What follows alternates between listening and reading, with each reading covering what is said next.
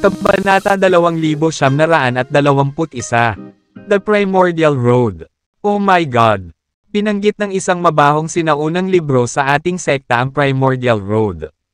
Isa daw itong sinaunang daan na nilikha ng mga Diyos. Totoo ito. Pumasok talaga tayo sa Primordial Road. May sumigaw sa likuran nang marinig ang sinabi ng anino ng matanda. Nang lumingon ang lahat upang tingnan ang pinanggalingan ng malakas na tandang.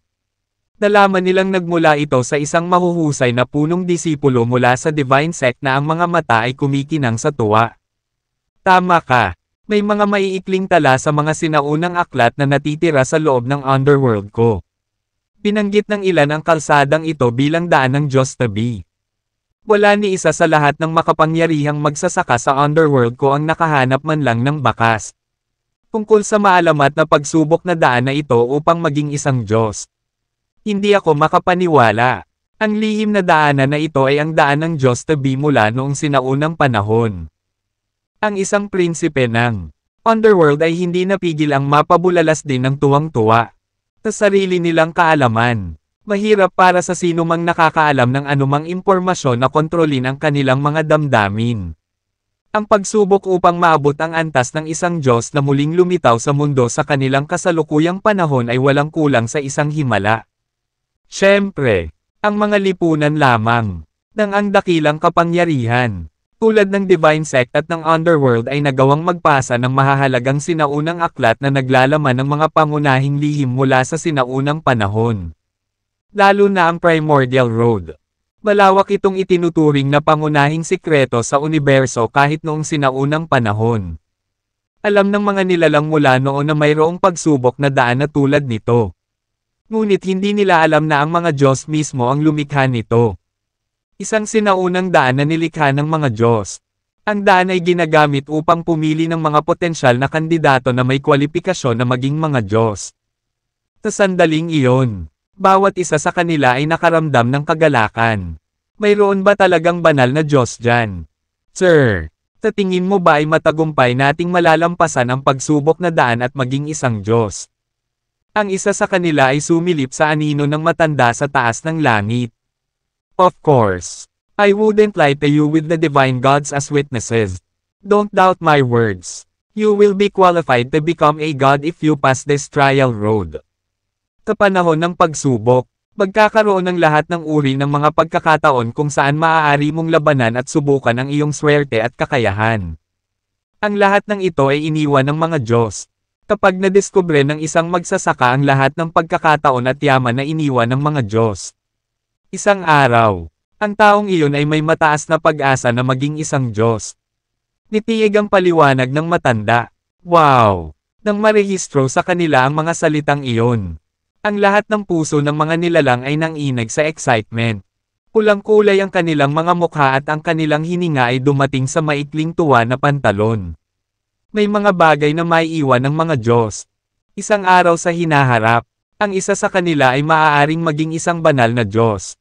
Ang mga banal na Diyos ay mas nakakatakot kaysa sa mga Panginoon sa ang banal na kaharian. Tinasabi ng sinaunang alingaw-ngaw na ang lahat ng bagay sa lahat ng sansinukob ay nilikha ng mga banal na Diyos. Ang mga Diyos na iyon ay ang mga pinuno ng mundo. Ito ay magiging ang tunay na pangarap ng lahat ng mga mandirigma kung ang isa ay maaaring linangin at maging isang banal na Diyos sa hinaharap. Haha! Napakaswerte ko! Sa Primordial Road na ito. Halatang pag-aari ko ang pagkakataon at kapalarang iniwan ng mga Diyos. Patay na tao ang sino mang maglakas loob na lumaban sa akin. Dapat kong kunin ang pagkakataong ito at kunin ang mga regalong iniwan ng mga Diyos. Ako ay magiging isang Diyos at ang pinuno ng lahat balang araw. Malapit nang bumukas ang landas ko para maging Diyos. Sa talento ko, walang makakalaban sa mga pagkakataong iniwan ng mga Diyos. Ang mga dagandong ng kaguluhan ay napuno ng sunod-sunod na lungsod. Ang mga kilalang namumukod tanging talento ay ang pinaka-intriga. Bawat isa ay may ambisyong dumadaloy sa kanilang mga ugat at kinuyam nila ang kanilang mga kamao sa masikip na bola na parang nararamdaman na nila ang mga regalo ng mga Diyos sa kanilang pagkakahawak. Lihim silang nanumpa sa kanilang mga puso na dapat nilang ibigay ang kanilang lahat para agawin ang mga pagkakataon at Reg Along na iwan ng mga Diyos. Mga pagkakataong iniwan ng mga Diyos. Mukhang kaakit-akit. Kailangan kong agawin ang pinakamarami hanggat maaari. Maging si Dustin ay medyo nasa sabik habang ang puso niya ay lumalaban sa kanyang tadyang. Mukhang wala kang masyadong alam sa Primordial Road. No wonder you dare to loot in my lane, Lucity. Sabi ng anino ng matanda at tumango. Mukhang matagal nang walang nakarating sa trial road na ito at unti-unti na itong nakalimutan ng outside world. Kung ganoon, may sasabihin ako sa iyo tungkol sa trial road na ito. Dagdag pa ng anino. Sir, sige po. Nagpanting ang tenga ng lahat ng ibigay nila sa anino ang kanilang buong atensyon upang hindi makaligtaan ang anumang mahalagang impormasyon. Ang pagsubok na daan ay nahahati sa 9 na yugto. Kung mas mataas ang yugto, mas magiging mahirap ito. Gayunpaman, mas mahirap ang pagsubok. Mas malaki ang gantimpala pagkatapos na dumaan sa hamon ang isang magsasaka. Ay ituring bilang ang napili at napatunayang may talento upang maging isang Diyos. Paliwanag ng anino. Ang aking lane, Lucity, ang panimulang lugar ng trial road. Lahat ng gustong subukan ang trial ay kailangang pumasok muna sa lungsod na ito para makatanggap ng Jade Token. Ay record ng Jade Token ang mga puntos na makukuha mo sa bawat stage na iyong pagdaanan. May isang kasabihan na kung ang isang nilalang na nakikibahagi sa pagsubok ay matagumpay na nakapasa sa lahat ng 9 na pagsubok. At ang kanyang token ay nagtala ng higit sa 100,000 puntos. Kung gayon siya ay magagawang makipag-ugnayan sa mga banal na Diyos. Malaki ang posibilidad na mahuli niya ang atensyon ng mga Diyos at personal na turuan. Dagdag pa ng anino. Wow! Napasinghap ang lahat sa kanilang hindi maipaliwanag na pagkabigla nang marinig nila ang mga salita ng anino. Ito ay isang paraan upang direktang makilala ang isang sinaunang banal na Diyos. Well, yun lang ang dapat mong malaman. Ngayon, bawat isa sa inyo ay makakakuha ng Jade Token.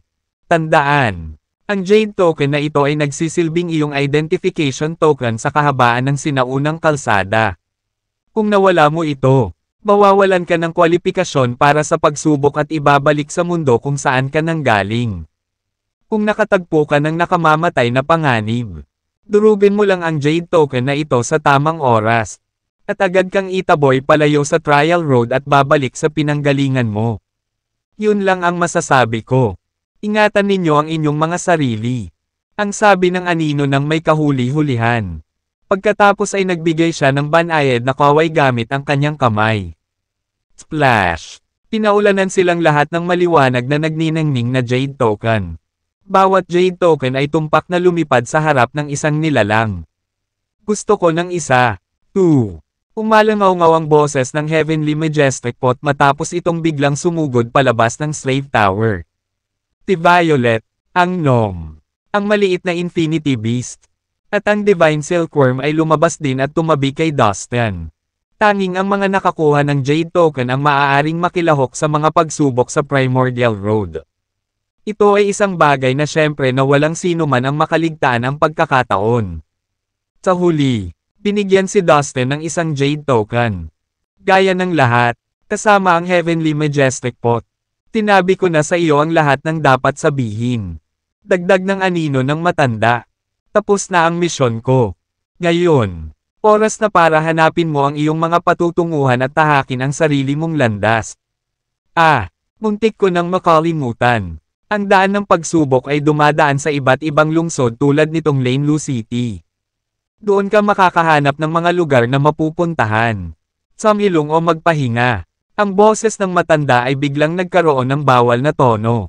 Na lalong pinatingkad ng katotohanang ang kanyang anino ay umaaligid sa kanila sa himpapawid. Tandaan na ang lahat ng mga paninda at serbisyo. Kabilang ang mga likas na yaman at mga kayamanan para sa paglilinang. Na inaalok sa loob ng mga lungsod na ito ay dapat bilhin gamit ang pera o iba pa. Ang sino mang magkamali na kunin sila sa pamamagitan ng puwersa o panlilinlang ay papatayin ng walang awa. Sir, isang tinig ang tumawag sa mga nagtitipon na lalaki. Maaari ba tayong makakuha ng access sa Yellow Cosmos kapag natapos na natin ang ating mga landas sa daan ng pagsubok? Sa wakas ay lilito na ba ang pinto sa hometown ng mga Diyos? Ito ang parehong mga tanong na nakakubli sa isipan ng lahat. Ang marinig ang mga salita ng malakas ay naging dahilan upang tumayo ang lahat ng kaunti at mas mahigpit ang pagkakahawak sa kanilang mga sandata.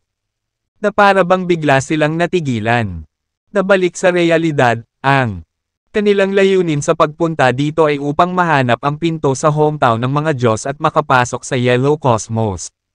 Lahat sila kahit papaano ay nagambala ng kaalaman na ang daanan na kanilang dadaanan ay ang Primordial Road. At pansamantalang nawala sa paningin ang kanilang orihinal na layunin. Siyempre, maaari kang tumuntong sa Yellow Cosmos. Ang sagot ng matanda, kapag natapos na ang pagsubok, bibigyan ka ng mga pagpipilian. Kabilang sa mga ito ang pagpipilian na may teleport sa Yellow Cosmos. Maaari mo ring piliin na ay teleport sa ibang mga cosmos. Kahit pabalik dito sa Purple Cosmos. Ang Primordial Road ay may ilang mga pasukan at labasan. Ngunit wala akong masasabi sa iyo tungkol sa pintuan patungo sa hometown ng mga Diyos. Wala akong alam tungkol dito.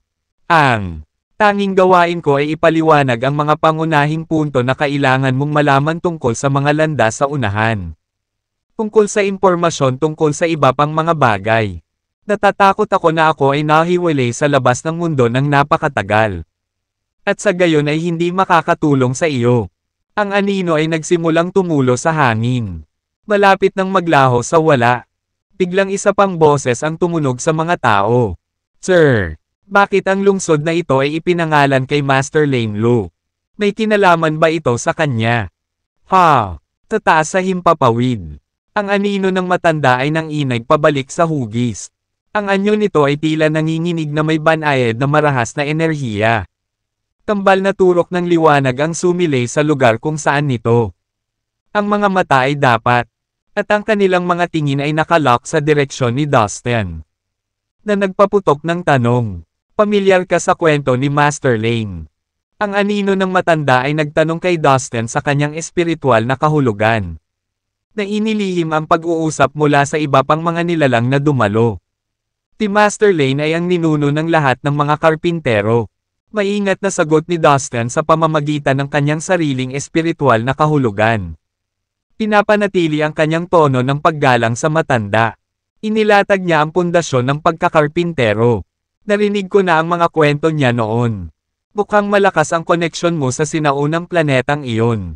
Sige, dahil pareho tayong nanggaling sa iisang planeta. May sasabihin ako sa iyo na sikreto. Sa unang pagsubok, kailangan mong makakuha ng 5,000 puntos para makakuha ng kwalipikasyon para sa susunod na pagsubok.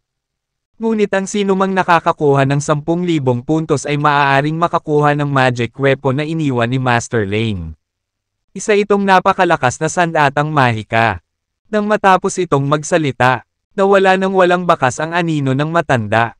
Mula sa isang planeta, bulalas ni Dustin. Ang posibleng paghahayag na ito ay isang kaaya-ayang sorpresa. Taga-daigdig ka ba, Ginoo? Wala nang tugon. Gayunpaman, o anumang bakas na nanatili pa rin ang anino sa gitna nila. Sir, nag-iiyakan ang ibang nilalang sa espasyo kung saan nawala ang anino. Siyempre, hindi lang si Dustin ang marami pang gustong itanong. Pero kahit anong tawag nila sa matanda ay walang sumasagot. At hindi na muling lumitaw ang anino. Dahan-dahan, nagsimulang maghiwa-hiwalay ang mga tao. Ang mga nilalang ay naghahanap ng mga lugar upang makapagpahinga. Hindi nagtagal ay muli silang tumayo. Handa nang magsimula sa kanilang paglalakbay. Kinuha ng mga puppet ang kanilang mga post at gumanap ayon sa kanilang mga takdang aralin. Sila ay kumilos bilang mga ordinaryong tao na nabubuhay sa parehong lumang makamundong buhay. Itinuring ng lahat ng mga nilalang na nagmula sa labas ang mga tulad tao na mga puti na ito na may lihim na pagkahumaling. Haha, kaya ito ang Primordial Road. Hindi ko inaasahan na magkakaroon ako ng pagkakataong makapasok sa maalamat na sinaunang daan ng pagsubok na ito nang hindi sinasadya. Napakaswerte. Maaaring ito na ang pagkakataon para sa akin na umangat bilang isang mahusay na magsasaka. Tila ay namumulaklak sa lakas at pananabik.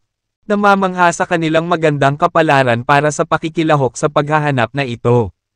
Lahat sila ay masigasig sa pagsasagawa ng mga pagsubok na naghihintay. Iyon ay sinabi. Lahat ay nasa isang karaniwang pag-iisip na magpahinga muna sa Lane City. Ang mga pagsubok sa Primordial Road ay napakahalaga. Natural na naisip ng mga adventurer na pinakamahusay na ikondisyon ang kanilang mga sarili ng maaga upang sila ay maging sa kanilang buong kakayahan. Hindi banggitin na mayroong isang magandang bilang ng mga kayamanan na matatagpuan sa loob ng lungsod. Karamihan sa mga nilalang ay hindi nagmamadaling umalis sa lungsod dahil sa takot na mapalampas ang pagkakataong makuha ang mga mahalagang bagay. Tingnan natin ang paligid ng lungsod na ito. Nakipagsapalaran si Dustin sa mga sinaunang kalye. Kasama si Violet at ang iba pa. Nag-explore sila ng may bukas na kuryosidad. Natuklasan ang mga tindahan na nagbebenta ng mga espiritual na halamang gamot. Mga tabletas ng magic power. At magic treasures, ang Heavenly Majestic Pot, sa kabilang banda, ay nanatili sa likod ng Slave Tower. Bilang isang magic treasure din. Ang presensya nito ay madaling makilala ng mga cultivator. Lalo na ang mga mula sa Divine Sect. It's the Flower of Law. Gusto kong ipagpalit ito ng isang piraso ng espesyal na immortal na metal. Sa loob ng isang tindahan ng halamang gamot. Isang gwapong binata ang masiglang nakikipag-usap sa tindero. May nasasabik na kislap sa mga mata ng customer. Pagkatapos, mula sa isang manggas ay inilabas niya ang isang ulap ng maliwanag na kasing laki ng kamao. Sa gitna ng liwanag na ulap ay isang buhay na dragon. Lumalangoy at umuungal ng walang tigil. Sa ilalim ng mga kuko nito, ang mga ulap ay nahati sa magagandang kulay. Ngunit hindi lang iyon. Sa pagkamangha ng mga nakabantay. Ang dragon ay nagbagong anyo sa lalong madaling panahon sa isang maringal na phoenix. Pagkatapos ay naging isang puting tigre. Pagkatapos ay isang misteryosong pagong. Pagkatapos ay isang kirin.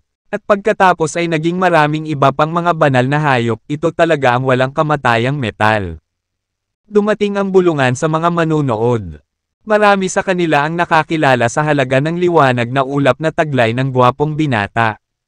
Nakanganga sila dito na may halos hindi natatagong katakawan. Kahit na ang mga nilalang na walang malalim na kaalaman sa immortal na metal ay masasabi na ito ay lubhang mahalaga. Ito ay malinaw na isang bagay na hindi pangkaraniwang. Sila rin ay may mga ekspresyon ng kasakiman at pagnanasa sa kanilang mga mukha.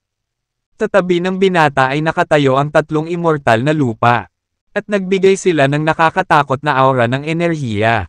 Sa puntong ito ay napagtanto na ng lahat kung sino ang binatang ito. Siya ang pinakamatalinong kahalili sa Divine Sect. Ang kasalukuyang pinuno ng Divine Sect ay sinabing pumili ng 12 kahalili. Ang binatang ito na nauna sa kanila ang pinakamagaling sa kanila. At walang alinlang ang pinakapabore ng kanilang kasalukuyang pinuno. Nagkaroon na ng mga haka-haka na ang pinuno ng Divine Sect ay nilayo na linangin ang binatang ito at piliin siya bilang susunod na pinuno. Pamilyar din sa kanya si Dustin. Hindi pa nagtagal.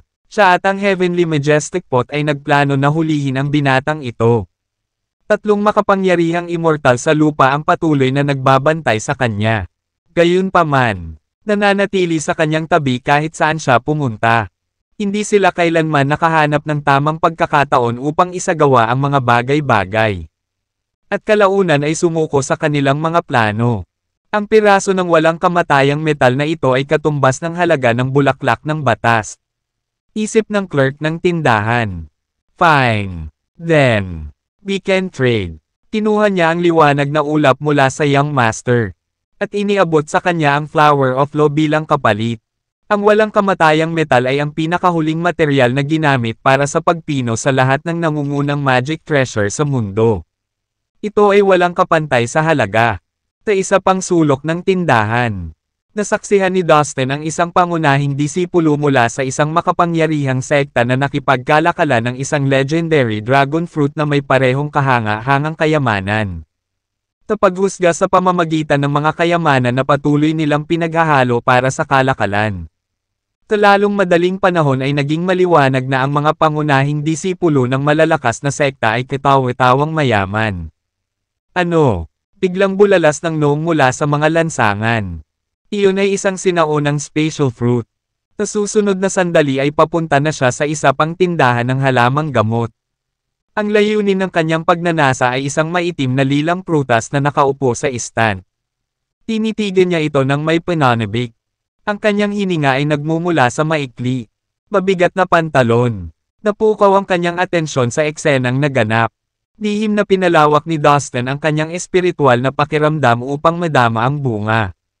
Ang prutas na ito ay naglalaman ng kahanga-hangang enerhiya sa espasyo. It is the ancient spatial fruit. Ang boses ng gnome ang pumasok sa isip ni Dustin. Para sa mga kauri natin. Ito ay itinuturing na ating banal na prutas. Ito ay hindi mabibili ng salapi. Ancient spatial fruit. Nagtaka naman si Dustin. Ang banal na bunga ng iyong uri. Maaari niyang sabihin na ang gnome ay sabik na makuha ito. Yay! Man! Maayos na pumasok si Dustin at tinanong ang store attendant. Tinuro niya ang prutas na tinutukoy. Pangalanan ang presyo para sa isang ito. Gusto kong bilhin ito. Bago pa makasagot ang attendant. Isang malakas na gulo ang naganap sa entrance ng shop. Everybody out. Kung ayaw ninyong mamatay dito ngayon. Lumabas kayong lahat. Maraming mga Earth Immortals ang nagmarcha papunta sa shop. Pinalipad ang pasukan at bumubuo ng isang landas. Inwaltzed ang isang binata na may suot na malamig at mayabang na ekspresyon. Nasa likod niya ang kanyang mga kamay habang bonggang-bongga siyang lumulusot sa silid. Sa paghusga mula sa buong debacle ngayon. Ang batang master na ito ay dapat ding maging isang pangunahing disipulo mula sa isang tiyak na pangunahing puwersa. Lumapit siya kay Dustin at tinitigan siya sa ilalim ng kanyang ilong. Sino ka sa tingin mo? Gusto mong bilhin ang ancient spatial fruit. Itigil mo na ang mga hanggal mong ambisyon. Akin na ang ancient spatial fruit na ito. Ikaw dyan, bigyan mo ako ng presyo. Ngayon na, kukunin ko itong ancient spatial fruit. Mayabang na pahayag ng binata. Pagkapasok niya sa herb shop, tinitigan niya ang ancient spatial fruit sa stand ng walang interes habang nagsasalita siya ng walang pakialam.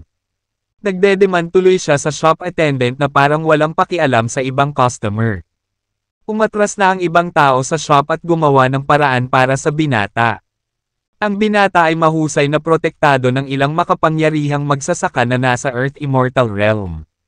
Walang gustong mag-udyok sa kanya dahil tiyak na galing siya sa isang malakas na puwersa dahil mayroon siyang napakalakas na mga magsasaka sa kanyang beck and call.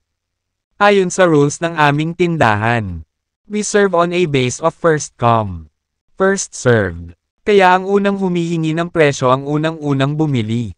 Ipinaalam sa kanya ng shop attendant. Ang shop attendant ay isang robotic puppet. Wala itong pakialam kung aling background, connection, o suporta ang isang individual o kung saang sekta sila nanggaling. Hindi nito kayang purihin ang sinuman at susundin lamang ang mga tiyak na pamamaraan na inilatag. Nabaling ang atensyon ng shop attendant kay Dustin dahil siya ang unang nagtanong ng presyo. Ano bang problema mo? Tumingin ang mayabang na binata kay Dustin na may malamig na ekspresyon na para bang magkakilala sila ni Dustin at mortal na magkaaway. Siya ay mukhang labis na naiinis na ibahagi ang parehong espasyo sa paghinga kay Dustin. Ikaw na maliit na langgam. Mayroon ka bang death wish at gusto mong mamatay sa sandaling ito? Hindi na mahalaga ang mga patakaran. Ngayong nandito na si Mr. Darby. Umalis ka sa aming paningin. You are not good enough to be in his presence. Isang matangkad at payat na matandang nakasuot ng itim na gabibed. Nakatayo siya sa tabi ng binata sa buong oras at naiinip na sinisigawan si Dustin habang lumingon ito at tinitigan siya bigla. Biglang tumaas ang galit sa puso ni Dustin. Humisi siya at tinignan ng masama ang binata. Biglang bago pa siya makapag-react sa hindi nila matawag na pang-iinsulto ay may kakaiba siyang naramdaman. What is happening? Nagulat si Dustin. Situated in between his eyebrows. Biglang kumaibat ng bahagya ang eye of the ghost dumb ancestor na para bang may kakaibang reaksyon sa binata, mukhang. Magkakilala sila at may kung anong blood ties. Tila ang dugo sa loob ng katawan ng binata ay kapareho ng dugo sa eye of the ghost dumb ancestor. Mabilis na gumawa ng ilang kalkulasyon si Dustin sa kanyang isipan at nakarating sa konklusyong iyon. Nakita ko, ang lahi ng Tombay ng Ghost Dom. Biglang natauhan si Dustin. Ang binatang ito ay naging isang Tombay mula sa Ghost Dom. Naisip niya, kakaiba. Parang may sense of familiarity ako sa little bug na ito na parang magkakilala o magkarelasyon kami. Pero halatang tao siya. Walang paraan na magkarelasyon kami. Isa ba itong ilusyon o naghahalucinate ako? Kasabay nito, palihim na pinagmamasdan ng binata si Dustin at nakikiusyoso sa kanya. Tumingin siya kay Dustin ng medyo mas matagal kaysa sa karaniwan. Ang lahi ng Tombay ay isang mabigat na puwersa na kabilang sa underworld. Kaya naman, nakaramdam agad ng disgusto si Dustin sa pagkakakilanlan ng lalaki nang mapagtanto niya kung saan nanggaling ang binata. I'll take this ancient spatial fruit. Tumingin si Dustin sa attendant at may pang-asar na sabi, nililigawan mo si kamatayan.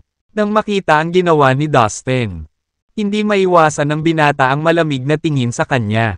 Ang mga Earth Immortal sa paligid niya ay nagbigay kay Dustin ng nakamamatay na tingin habang silang lahat ay biglang sumabog sa isang hindi organisadong pagmarcha ng pagsigaw.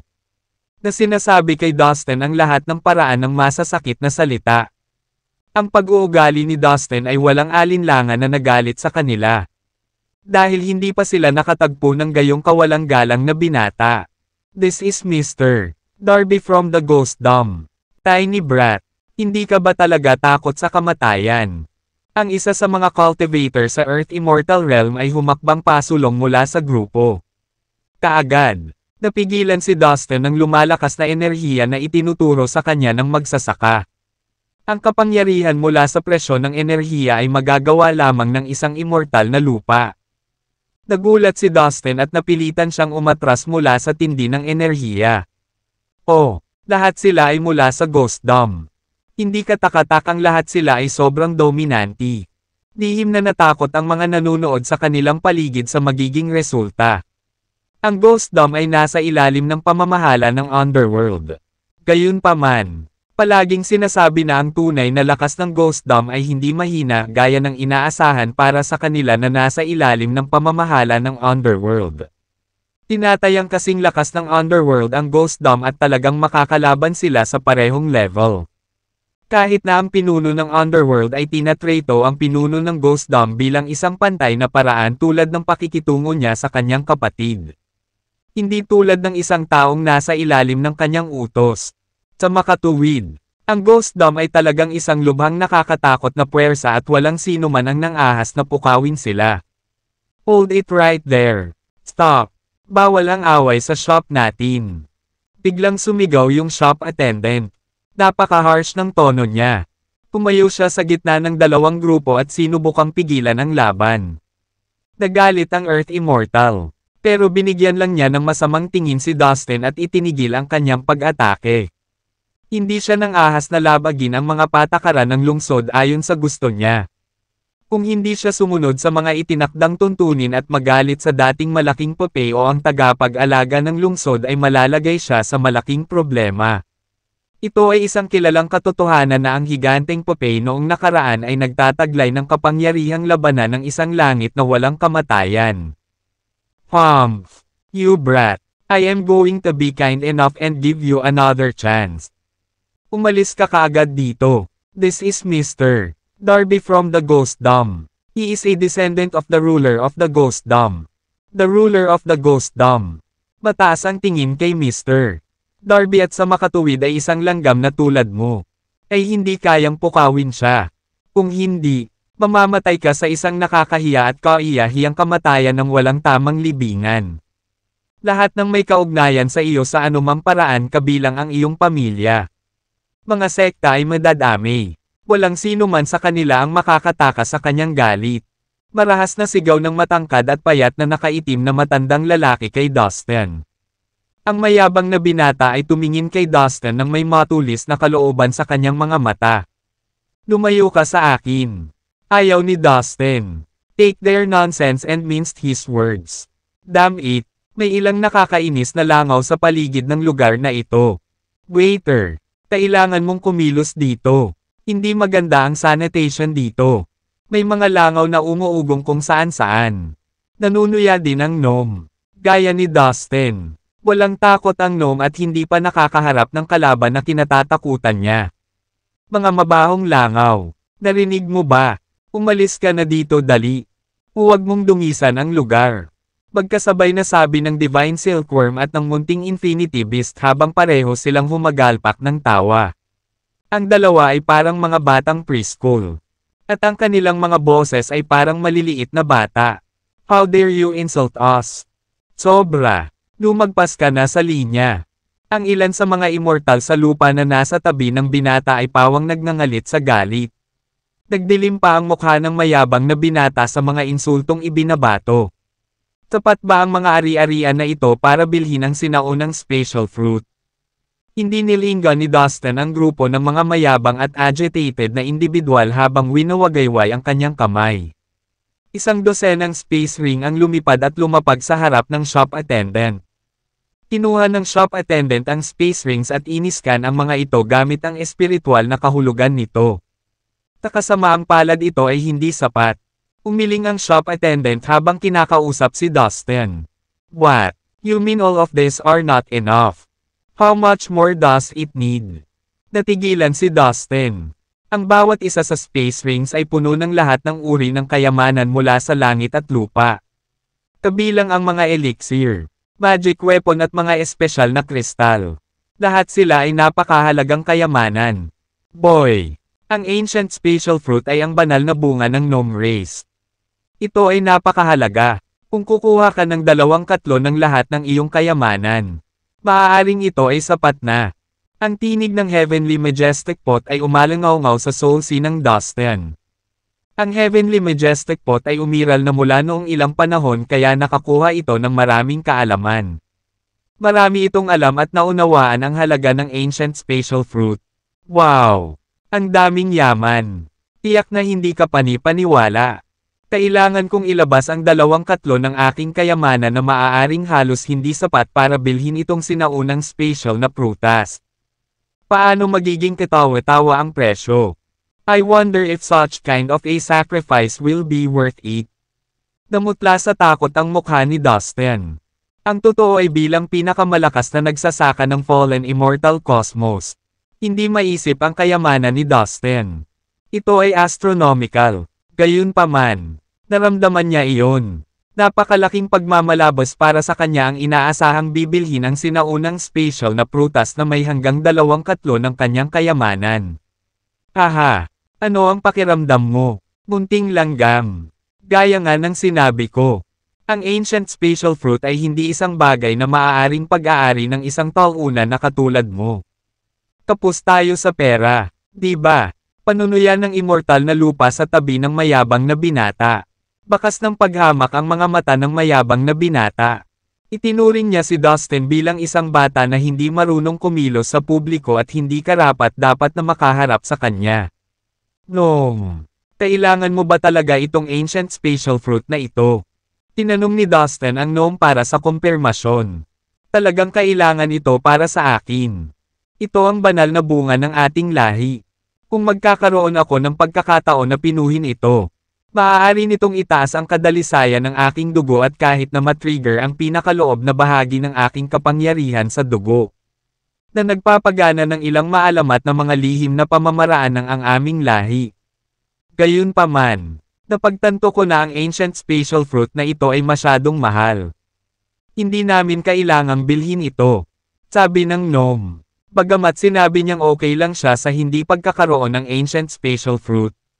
Tubik at pananabik pa rin siyang nakatingin sa prutas. Hindi na siya makapaghintay na sumugod at ayusin ito. Lahat tama. Nagdesisyon si Dustin. Kasabay ng pag-wave ng kanyang kamay. 12 ng space rings ang lumipad palabas at sunod-sunod na nahulog sa harap ng shop assistant.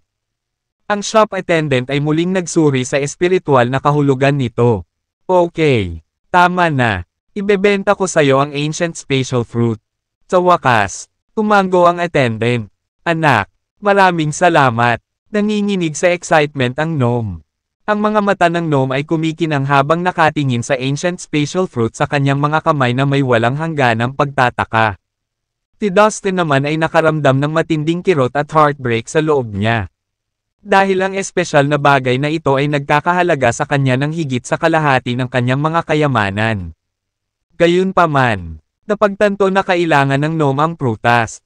Napagpasyahan niya na ang pagpapakawala sa mga kayamanan ay para sa pinakamahusay. Inaasahan niya na ito ay makakatulong ng malaki sa gnome sa kanyang paglilinang. Brat, bibigyan kita ng isa pang pagkakataon. Ibigay mo sa akin ang ancient spatial fruit at patatawarin ko ang mga kabastusan mo. Kung hindi mo ako bibigyan nito, pagsisisihan kitang ipinanganak. Pinaikit ni Darby ng Ghost Dome ang kanyang mga mata kay Dustin na may pananakot. Grabe ang pagpipigil niya ng galit. Ang lahat ng iba pang nabubuhay na nilalang sa iba't ibang mga universo ay matatakot kapag nakikita lamang siya. Kung tutuusin, miyembro siya ng lahi ng Tombay.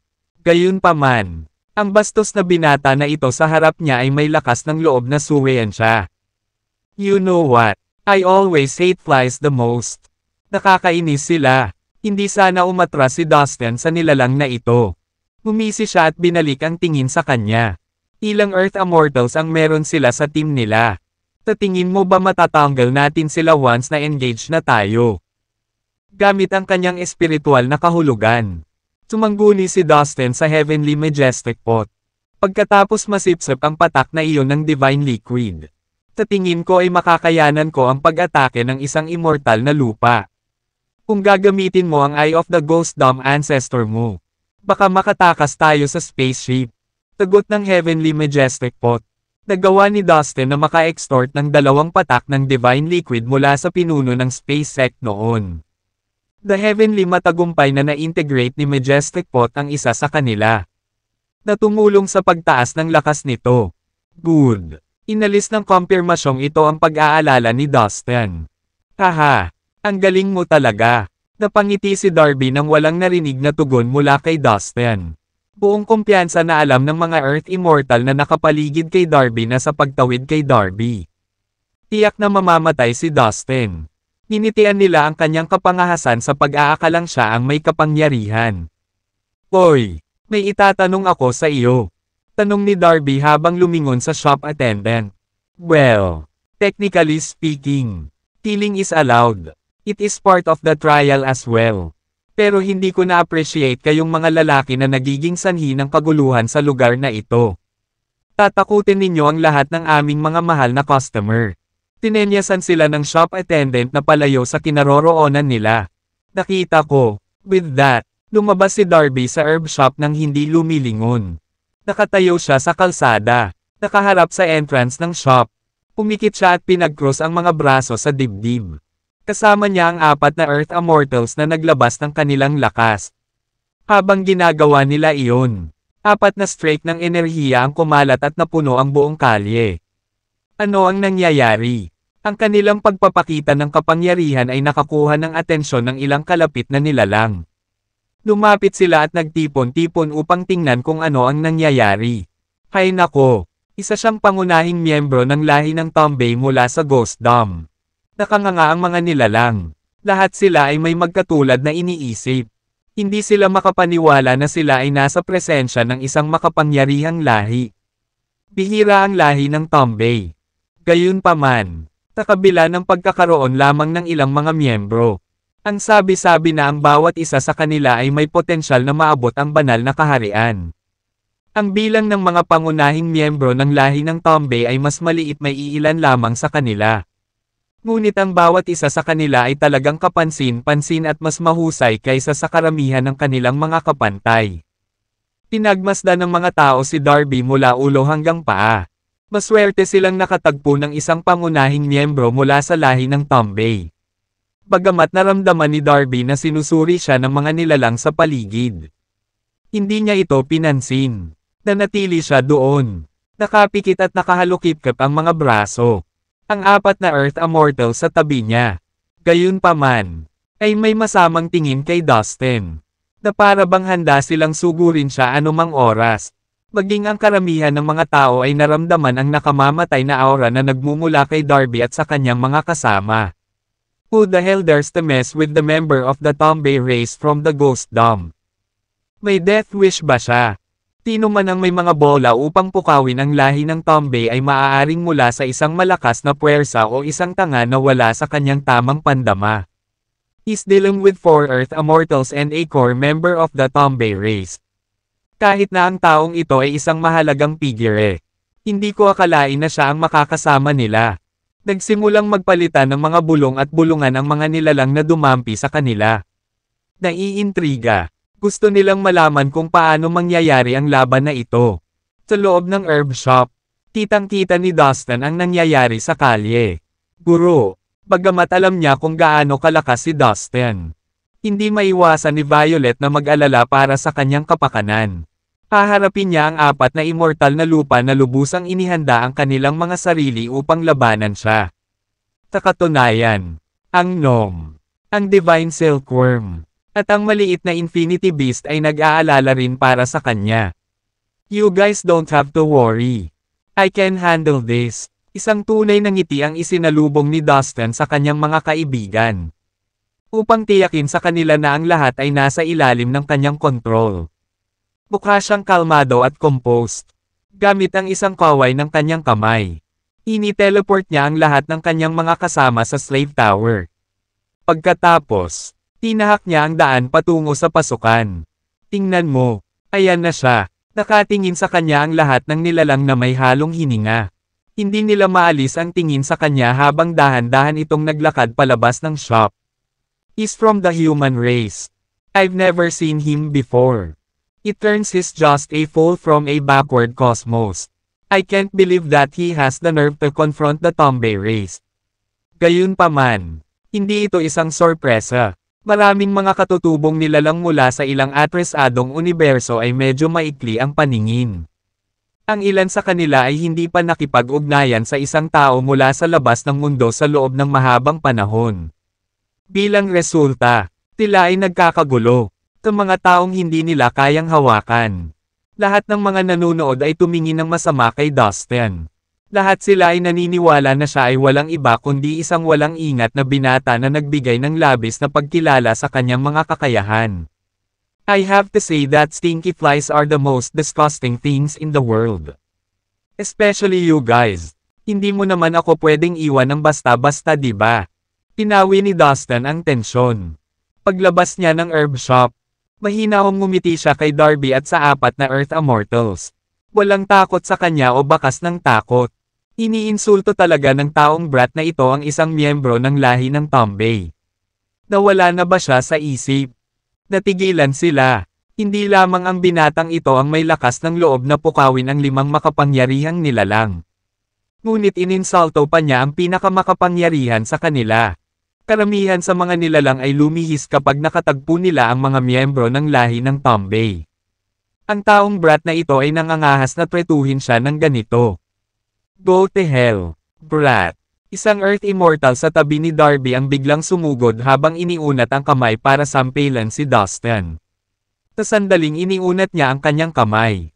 Lumitaw ang madilim na ulap at napuno ng aura ng kamatayan ang hangin sa kalye. Ang temperatura ay makabuluhang bumaba.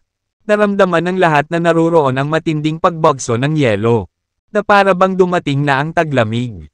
Pagkatapos ng lahat, ito ay ang pag-atake mula sa isang master sa Earth Immortal level. Sa antas na ito, maaari nilang talunin ang karamihan sa mga nilalang na naruroon ng hindi gumagamit ng anumang mga kasanayan sa martial arts. Nanginginig din si Dustin. Pakiramdam niya ay nakatayo siya sa manipis na yelo. At pumutok ito. Nilunod siya sa nagyayelong tubig. Ngayon na, gamitin ang mata ng Ghost Dome Ancestor. Gagawa ako. Sa loob ng Soul Sea ni Dustin. Narinig niya ang pagsingit ng Heavenly Majestic Pot. Tumango si Dustin at binuksan ang Eye of the Ghost Dome Ancestor sa pagitan ng kanyang mga kilay.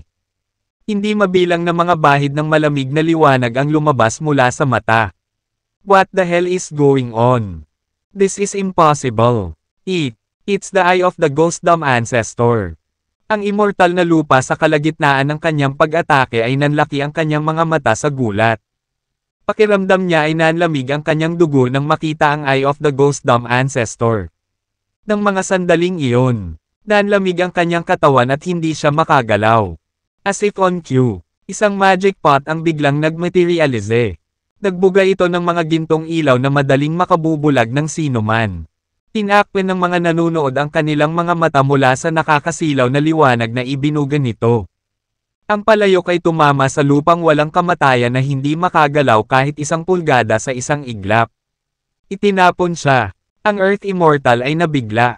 Karamihan sa kanyang katawan ay nawasak. At bumulwak ang dugo mula sa kanyang mga sugat. Well done. I'm impressed. Pagpupuri ni Dustin. Hindi niya inaasahan na ang Heavenly Majestic Pot ay magiging ganito kalakas kaya nasugatan nito ang isang immortal na lupa ng husto sa isang tibok ng puso. Swish! Ang mga nakamamanghang itim na ilaw ay bumaril mula sa Eye of the Ghost Dome Ancestor sa pagitan ng mga kilay ni Dustin.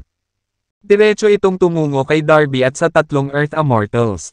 Ito ay ang mata ng Ghost Dome Ancestor. Ang tatlong immortal sa lupa. Maging si Darby ay nayanig. 1/3. Lahat sila ay mula sa Ghost Dome. At si Darby mismo ay miyembro ng lahi ng Tombay. Walang mas nakakakilala sa Eye of the Ghost Dome Ancestor kaysa sa kanya. Habang ang tatlong immortal sa lupa ay naparalisa sa lubos na pagkagulat. Tinamantala ng Heavenly Majestic Pot ang pagkakataon at sinaksak sila ng sabay. Baliw ka, nakakainis kang anak. Tinamantala ang pagkakataong ito. Sumugod si Dustin at gumawa ng hakbang laban kay Darby. Habang mabilis siyang sumugod patungo sa kanyang kalaban. Na-activate niya ang Divine Fist skill. Ang kanyang kamao ay nagbuga ng mga gintong ilaw na parang maliit na araw. Niloloko mo ako. Ito ay isang nakakagulat na pagliko ng mga pangyayari.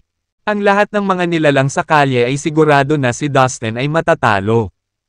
At ngayon, hindi sila sigurado na makakaligtas pa si Darby dito. Ang kapangyarihan ng Divine Fist skill ay talagang kapansin-pansin. Gamit ang kasanayan. Ang kamao ni Dustin ay kumikinang ng napakatalino at nagpakawala ng isang malakas na enerhiya na yumanig sa buong espasyo. Ano? Paano mo nakuha ang Eye of the Ghost Dome Ancestor? Posible bang ikaw? Ikaw ba? Nawala nang masabi si Darby. Bilang miyembro ng mabigat na lahi ng Tombay. Hindi siya mahina o duwag. Gayunpaman, tila may naisip siyang agad na ikinalungkot niya. Biglang lumitaw ang isang patayong mata sa pagitan ng kanyang mga kilay at bumukas ng husto. Isang matinding malamig na liwanag ang bumungad habang ang kanyang mata ay nakatingin sa Eye of the Ghost Dome Ancestor ni Dustin. Ito ay isang labanan sa pagitan ng dalawang mata ng Ghost Dome Ancestor. Anak ka. Ikaw kasi nakagawa ka ng mga karumal-dumal na krimen. You deserve to die. Biglang umungol si Darby habang umiikot ang mukha. Agad na tumindi ang galit niya kay Dustin. Mga 10 taon na ang nakalipas. Brutal na pinatay ang isang miyembro ng lahi ng Tombay sa magulong kawalan at ang kanyang Eye of the Ghost Dome Ancestor ay inalis. At, saka, ilang taon na ang nakalipas. Isang hindi kilalang lalaki ang pumasok sa Ghost Dome at inagaw ang isang batang miyembro ng lahi ng Tombay. Pagkatapos, natuklasan ng pinuno ng Ghost Dome na ang kapangyarihan ng dugo ng batang miyembro ay inilipat sa katawan ng isa pang nilalang sa pamamagitan ng isang lihim na kasanayan. Higit pa rito, ilang araw lamang ang nakalipas. May pumasok sa lupaing ninuno ng lahi ng Tombay. Malamang. Hinukay niya ang isang bangkay na inilibing sa 10 milyong taon. At kinuha ang esensya ng dugo nito. Kung isa sa alang-alang ang lahat ng mga krimeng iyon na pagtanto ng pinuno ng Ghost Dome at pinuno ng lahi ng Tombay ang isang nakagigimbal na katotohanan. Isang tao lang ang may pananagutan sa mga kamakailang pagkakasala laban sa kanila. Ang misteryosong nilalang na nagnakaw ng Eye of the Ghost Dome Ancestor. Ay siya ring tumugi sa dalawang miyembro ng lahi ng Tombay upang makuha ang kanilang dugo upang masustansya ang mata. Agad na tinipon ng pinuno ng Ghost Dome ang lahat ng miyembro ng lahi ng Tombay at nagsagawa ng pagpupulong. Inihayag niya ang kanyang haka-haka at inutusan ang kanyang mga tauhan na imbestigahan ang salarin. Anumang makabuluhang natuklasan ay direktang iuulat din sa kanya. Tapos, sayang. Napagtanto ni Darby na si Dustin pala ang hinahanap nila habang nakatitig sa ninakaw na Eye of the Ghost Dome Ancestor. Ikaw kasi, dead meat ka, walang awa kang verman. Tigaw ni Darby. Tasandaling umalis ang mga salitang iyon sa kanyang mga labi. Isang nakagigimbal na itim na usok ang lumitaw at isang dambuhalang sinaunang hayop ang biglang lumitaw. Sobrang galit na ungol. Ginalaw ng halimaw ang higanteng buntot nito para tamaan si Dustin. Sumunod na segundo, nagpakawala ng suntok si Dustin para labanan ang pag-atake ng halimaw. Nabangga ang kanyang kamao sa napakalaking buntot nito na nababalutan ng morbid na kaliskis. Iyon ay kahanga-hangang, sabi ni Dustin. Napilitan siyang umatras ng 12 hakbang dahil sa impact. Anak, umalis na tayo. Tigaw ng Heavenly Majestic Pot kay Dustin. Kasabay nito, ang palayok ay nakikipaglaban sa 4 na immortal na lupa. Kinailangan nitong umatras ng ilang hakbang upang makayanan ang kanilang mga pag-atake. Alam ng palayok na hindi sila kalaban ng kanilang mga kalaban. Kaya dali-dali nitong inilabas ang spaceship at tumalon dito. Nagulat si Dustin kay Darby at sa kanyang mga bodyguard sa pamamagitan ng pagsasamantala sa Eye of the Ghost Dome Ancestor. Siyempre, na-activate din ni Darby ang kanyang Eye of the Ghost Dome Ancestor para tumayo ng mabilis laban sa kanyang kalaban. Gayunpaman, kung patuloy na maglalaban sina Dustin at ang palayok, tiyak na matatalo sila. Alam na alam iyon ni Dustin. Sa makatuwid, pinakawalan niya ang omnipotent lightness at sumakay sa spaceship ng isang hakbang. Whoosh! Ang spaceship ay lumipad pasulong at naglaho sa manipis na hangin. Bagamat may mga mahuhusay na batas sa lungsod ng Lane Law na nagbabawal sa mga tagalabas na makamit ang space teleportation. Ang spaceship ay isang pagbubukod sa panuntunang iyon. Pagkatapos ng lahat, ito ay isa sa mga minanang magic treasure ng SpaceX. Iilan lamang ang maaaring maging kapantay nito sa mga tuntunin ng kakayahan nitong maglakbay sa kalawakan sa bilis ng kidlat. Kaya naman, imposibleng matuntin ito ni Darby at ng 4 na immortal na lupa. Galit na galit si Darby nang makatakas si Dustin. Hindi mailabas ang kanyang galit. Nagpakawala siya ng isang nakakarinig na dagandong. That runt. How dare he provoke us more than once? I will hunt that rascal down at all costs. Tigaw ni Darby. Mayroon pa siyang spaceship. Itong human brat. Ang 4 na Earth Immortal na nakatayo sa tabi ni Darby ay kaina-hinalang nakatingin sa espasyo kung saan nawala ang spaceship. Parang may malalim silang iniisip. Sa kabila ng lahat, alam ng lahat na tinangka ng 4 na Master sa Divine Realm na ilabas si Dustin sa Purple Cosmos. Hindi nabalita na ang spaceship, ang heirloom ng SpaceX, ay nahulog sa mga kamay ng isang tao na batang lalaki at ang kanyang kasama mula sa Fallen Immortal Cosmos. Mr. Darby, sa tingin ko alam ko kung sino ang bulok na tao na iyon. Sabi ng isa sa 4 na immortal na lupa kay Darby sa pamamagitan ng kanyang espiritual na kahulugan. Ito ay walang iba kundi si Dustin Lin ng Fallen Immortal Cosmos. Nagsalubong ang kilay ni Darby at agad na puno ng uhaw sa dugo ang pagnanais na patayin si Dustin. Swoosh! Swoosh! Swoosh! Ilang itim na sinag ng liwanag ang biglang kumislap, na nakakuha ng atensyon nila. Out of the blue, bumungad sa harap ni Darby ang isang young man in black. Nagbigay siya ng mapang-akit at nakakatakot na aura. Ilang Earth Immortals ang nakatayo sa likod ng binata na nakaitim na parang mga bodyguard. Ang binata na nakaitim ay malamig sa bato. Manganginig sa takot ang sinumang makikipag-eye contact sa kanya. Anong nangyari, Darby? Matigas na tanong ng nakaitim na binata kay Darby. Pierce. Tuwang-tuwa na sigaw ni Darby nang makita ang binatang nakaitim. Pagkatapos, ikinwento niya kay Pierce ang bawat detalye ng pangyayari. Wala siyang pagpipilian kundi ang magbigay ng salaysay ng sitwasyon sa pamamagitan ng kanyang espiritual na kahulugan. Pagkatapos ng lahat, ang nangyari ay hindi lamang confidential, ngunit isang kahihiyan din sa lahi ng Tombay. Walang paraan na isapubliko niya ang pagkasira ni Dustin sa pangalan at karangalan ng kanyang lahi. It's Pierce. Siya ang pinaka-namumukod tanging batang talento sa lahi ng Tombay. Lahat ng nilalang sa malapit ay napatingin sa binata na nakaitim na may pagtataka. Ang sabi ng chismis ay bihirang magpakita si Pierce sa publiko. Tinasabi ng mga tao na nagtatanim siya sa ilang liblib na lupain sa buong taon. At ang kanyang talento ay kahanga-hanga. Bagamat siya ay bata pa, naabot na niya ang Earth Immortal Realm. Sa lahat ng kabataan, henerasyon ng iba't ibang universo, siya ay nireranggo sa tuktok ng listahan. Paliwanag ng isang nilalang sa mahinang boses. What?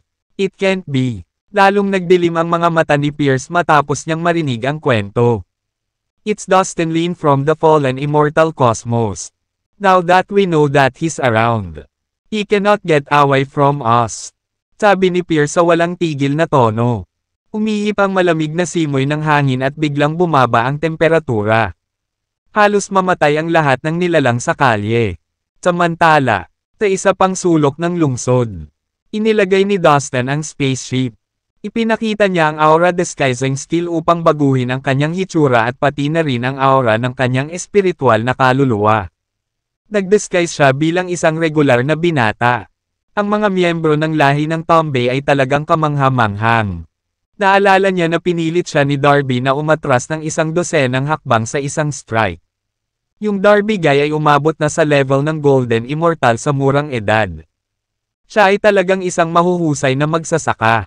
Sabihin mo sa akin, hindi pa ako nakakita ng ganitong lahi na kasing lakas ng maalamat na mga banal na hayop. Sabi ng Heavenly Majestic Pot, do you really think that legendary divine beasts are dominant? I got 2 legendary divine beasts with me right here. I don't think they are that dynamic. Nakangiting sagot ni Dustin. Siya ay nagsasalita tungkol sa maliit na Infinity Beast at ang banal na Silkworm. Ang dalawang taong ito ay umalis sa bahay mula nang sila ay ipinanganak. Nang walang sino man mula sa kanilang mga lahi na magtuturo sa kanila. Kailangan nilang malaman kung paano gisingin ang kanilang kapangyarihan sa dugo. Maaaring hindi sila malakas ngayon. Ngunit malalaman mo, kung ano kaya nila kapag lumaki sila sa hinaharap. Umaasa na sabi ng Heavenly Majestic Pot. I see. You have a good point. Sagot ni Dustin sabay tango.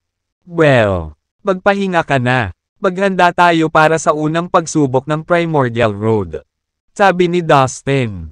Malaking balita.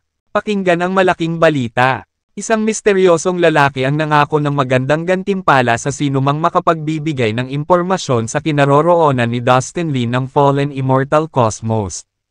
10 Heaven Superior Pills ang pinag-uusapan natin. Hindi ito tumitigil. Doon, ang sinumang makakapatay kay Dustin ay gagantimpalaan ng isang patak ng Divine Liquid. Ang nakakagulat na balita ay kumalat na parang apoy sa Lainlu City. Totoo, lahat ng nilalang ay napabuntong hininga sa pagtataka ng marinig ang balita. Ganoon kalaki ang halaga ng lalaking Dustin na ito. Ibig sabihin, ang kabuuang bounty sa ulo niya ay tumaas sa 5 patak ng Divine Liquid. Karamihan sa mga nilalang ay nabigla at nasasabik sa parehong oras, bago inilabas ang pinakahuling balita. Ang 4 na pangunahing puwersa ng iba't ibang universo kilala bilang Underworld. Ang Divine Sect, ang Moklan, at ang Space Sect nag-alok ang bawat isa ng isang patak ng Divine Liquid bilang gantimpala para sa ulo ni Dustin. Ngayon, isa pang misteryosong tao ang nag-alok ng isa sa sinumang gaganap sa trabaho. Nangangahulugan iyon na ang isang nakamamanghang reward na 5 patak ng Divine Liquid ay mahuhulog sa mga kamay ng sinumang matagumpay na pumatay sa buhay ni Dustin. Ang bawat patak ng Divine Liquid ay naglalaman ng blood essence ng Divine Realm Master at ang kanyang mga insight sa martial arts. Sa bawat magsasaka, ang bawat patak ng Magic Liquid na ito ay katumbas ng isang hindi mabibaylang kayamanan. Ngayon, inaalok sila hindi lang isa, kundi 5 patak ng mahalagang Magic Liquid na ito. Ito ay isang pagkakataon na walang sino man ang mag-iisip na hayaan itong mawala. 12 ng makapangyarihang tao ang naruroon nang lumabas ang balita sa Lainlu City. Ito ay isang maliit na mundo ngunit sinakop ang isang malawak na lugar. Maraming bundok at kapatagan, kasama ang mga abalang blok na puno ng mga potay. Pierce, narinig na ng mga tao ang tungkol sa gantimpala para mahuli si Dustin. Iniulat ni Darby kay Pierce. Sabik na sabik siyang bayaran si Dustin pagkatapos ng insidente sa Magic Herb Shop. Well done. This Dustin guy is now our biggest enemy. Finding him and put him down will be of utmost priority. Do it by any means possible. Panghuli. Magpadala ng tour army para salakayin ang fallen immortal cosmos. Patayin ang lahat ng nilalang na makikita nila doon. Mataray na sabi ni Pierce na nagniningning ang kanyang mga mata na may intensyong pumatay. Wala pang isang araw ang lumipas ngunit isa na namang nakakagulat na tsismis ang kumakalat sa lungsod ng Lainlo. Isang grupo ng mga makapangyarihang lalaki ang nakitang dumating sa mga pintuan ng lungsod. Bawat isa sa kanila ay nasa antas ng Earth Immortal at mayroong 120 sa kanila sa kabuuan. Ang mga Earth Immortal na ito ay mula sa Mokran, ang Divine Sect, ang Underworld, at ang Space Sect. Ang bawat isa sa 4 na puwersa ang nagpadala ng 30 sa kanilang pinakamakapangyarihang tao sa lungsod. Sa sandaling ang lahat ng mga immortal sa lupa ay pumasok sa lungsod. Inilunsad nila ang isang masusing paghahanap para kay Dustin. Bawat isa sa kanila ay may dalang larawan at bakas ng aura ng espiritual na kaluluwa ni Dustin. Nang makita ang larawan ni Dustin, alam ng mga nilalang sa paligid ang layunin ng mga immortal sa lupa na dumating ng walang anumang babala. Isa lang ang layunin nila ang mahuli si Dustin at makuha agad siya. Ano te? Sobra na ba ito? Ang sabi ng chismis na itong si Dustin Lin mula sa Fallen Immortal Cosmos ay nasa Genuine Immortal Realm lang. Bakit sila nagpadala ng mahigit 100 Earth Immortals para habulin siya? Seryoso? Nakakabaliw lang yun. Lahat ng nilalang sa lungsod ay walang ginawa kundi pag-usapan si Dustin. Kasabay nito, nakaupo si Dustin na naka-cross-legged sa isang lambak sa loob ng mga bundok ng lungsod. Si Violet, ang maliit na Infinity Beast, at ang Divine Silkworm ay nakaupo din sa paligid niya. Matapos makuha ng Gnome ang Ancient Spatial Fruit, pumasok na siya sa Slave Tower upang pinuhin ito. Ayon sa Gnome, ang Ancient Spatial Fruit ay ang sagradong bunga ng kanilang lahi. Idinagdag din niya na kapag napino na niya ito, tataas ng husto ang kanyang lakas kaya dapat umasa sila ng magandang resulta pagkatapos. Mahigit 100 Earth Immortals ang nandito. Mukhang mataas ang tingin sa iyo ng mga pinuno ng 4 na maimpluwensyang puwersa. Anak, haha, flattered ka ba? Tinukso ng Heavenly Majestic Pot si Dustin habang nagpapadala ng banayad na babala. Not really. Kapag natapos ko ang mga masters na ito, I bet the leaders of those 4 forces would throw a fit and would get even more desperate. Kitang-kita ko na ang mga mukha nila. Tagot ni Dustin na may kumpiyansang ngiti, na sinundan ng isang seryosong pamatay na flash sa kanyang mga mata. Hindi talaga siya umatras sa sinumang kalaban. Kahit na alam niyang mas marami siya. Listen, brat. I hate to be the one to point it out to you. But it's almost impossible for you to defeat more than 100 Earth Immortals in your current state. Bulalas ng Heavenly Majestic Pot kay Dustin. Inisip nito na sobra-sobra na ang pagpapahalaga ni Dustin sa kanyang kapangyarihan. Basta panoorin mo ako, sabi ni Dustin na may nag-aalab na determinasyon sa kanyang mga mata. By the way, na-absorb mo na ba ang Divine Liquid? Kung meron, bigyan mo ako ng payo kung paano ito ma-absorb. Tinubukan ni Dustin na ibahin ang usapan. Nakakuha siya ng 2 patak ng Divine Liquid mula sa pinuno ng Space Sect. Ibinigay niya ang isa sa Heavenly Majestic Pot at itinago ang isa para sa kanyang sarili. Hindi pa, pero isinama ko na ito sa katawan ko. Kakailanganin ko pa ng mas maraming oras para humanap ng paraan para lubusang mapino ito. Isa, akong magic treasure. Pero nahihirapan na akong pinuhin ito. I guess it mas magiging mahirap para sa iyo dahil tao ka. Gayunpaman, pasensya ka lang. Hindi imposible dahil mahirap lang gawin. Bigyan mo lang ako ng mas maraming oras para tuklasin ito. Mahinahong sabi ng Heavenly Majestic Pot. Sige, pagsang-ayon ni Dustin. Pagkatapos ng kanilang pag-uusap, mabilis siyang nagsimulang magnilay ng tahimik. Isang lumang kasulatan ang lumitaw at dahan-daang nabuksan sa kanyang soul sea. Lumabas ang mga salita mula sa pabalat na may nakasulat na, The General Scripture of Chaos. Inilagay ni Peterson ang text sa soul sea ng Dustin bago lumabas ang huli. Nasa malalim na pagmumuni-muni si Dustin at nagsimulang magbasa ng banal na kasulatan. Upang makita ang isang mundo sa butil ng buhangin. At isang langit sa isang wildflower. Mayroong hindi mabilang na mga universo at mundo. At bawat mundo at universo ay may sariling mga batas. Gayunpaman, lahat ng mga batas ay nagmula sa parehong pinagmulan. Ang pangkalahatang kasulatan ng Chaos ipinakilala ang pinagmulan at katangian ng mga batas. Ito ang unang talata sa banal na kasulatan. Nang matapos niyang basahin ang unang talata, laking gulat ni Dustin. Seryoso, ang pangkalahatang kasulatan ng Chaos ay magpapaliwanag sa pinagmulan at mga katangian ng mga batas.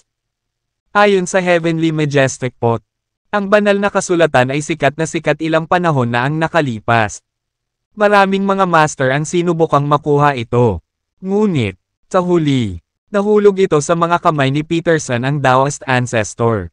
Mula noon, walang nakakaalam tungkol sa mga batas ng kalikasan na mas mahusay kaysa sa kanya. Ngayon, ito ay nasa aking mga kamay. Di nagtagal, ganap na nahuhulog si Dustin sa pag-unawa sa pangkalahatang kasulatan ng Chaos. Violet, kamusta ang magic treasure na binigay ko sa'yo? Tanong ng Heavenly Majestic Pot kay Violet. Nagtagumpay na ako sa pagpino sa magic treasure na iyon. Ang tawag dito ay hallucinatory handkerchief. Bukod sa mabigat na kapangyarihan nito, ang panyo ay naglalaman ng maraming batas na may kaugnayan sa mga ilusyon. Talagang marami akong nakinabang sa pag-aaral ng mga batas na kasama nito. Dahil doon, malakas ang pakiramdam ko na gagawa ako ng breakthrough. Panatag na sagot ni Violet. I see. Nang mahawakan ng aking dating amo ang magic treasure na iyon, nag-isip siya na maaaring kabilang ito sa iyong nine-tailed demon fox race. Mukhang totoo ang kanyang haka-haka. Paliwanag ng Heavenly Majestic Pot kay Violet. Si Dustin at ang kanyang mga kasama ay nagpahinga at nanatiling mahinahon sa nakalipas na ilang oras. At gayon din ang karamihan sa nilalang na nananatili sa Lane Lu City. Kinabukasan, umalangaw-ngaw ang isang malakas na boses sa bawat sulok ng lungsod. Lahat, makinig. Mula ngayon, lahat kayo ay dapat pumunta sa larangan ng pagsubok upang kunin ang unang pagsusulit sa lalong madaling panahon. Boses iyon ng guardian ng Lane Lu City.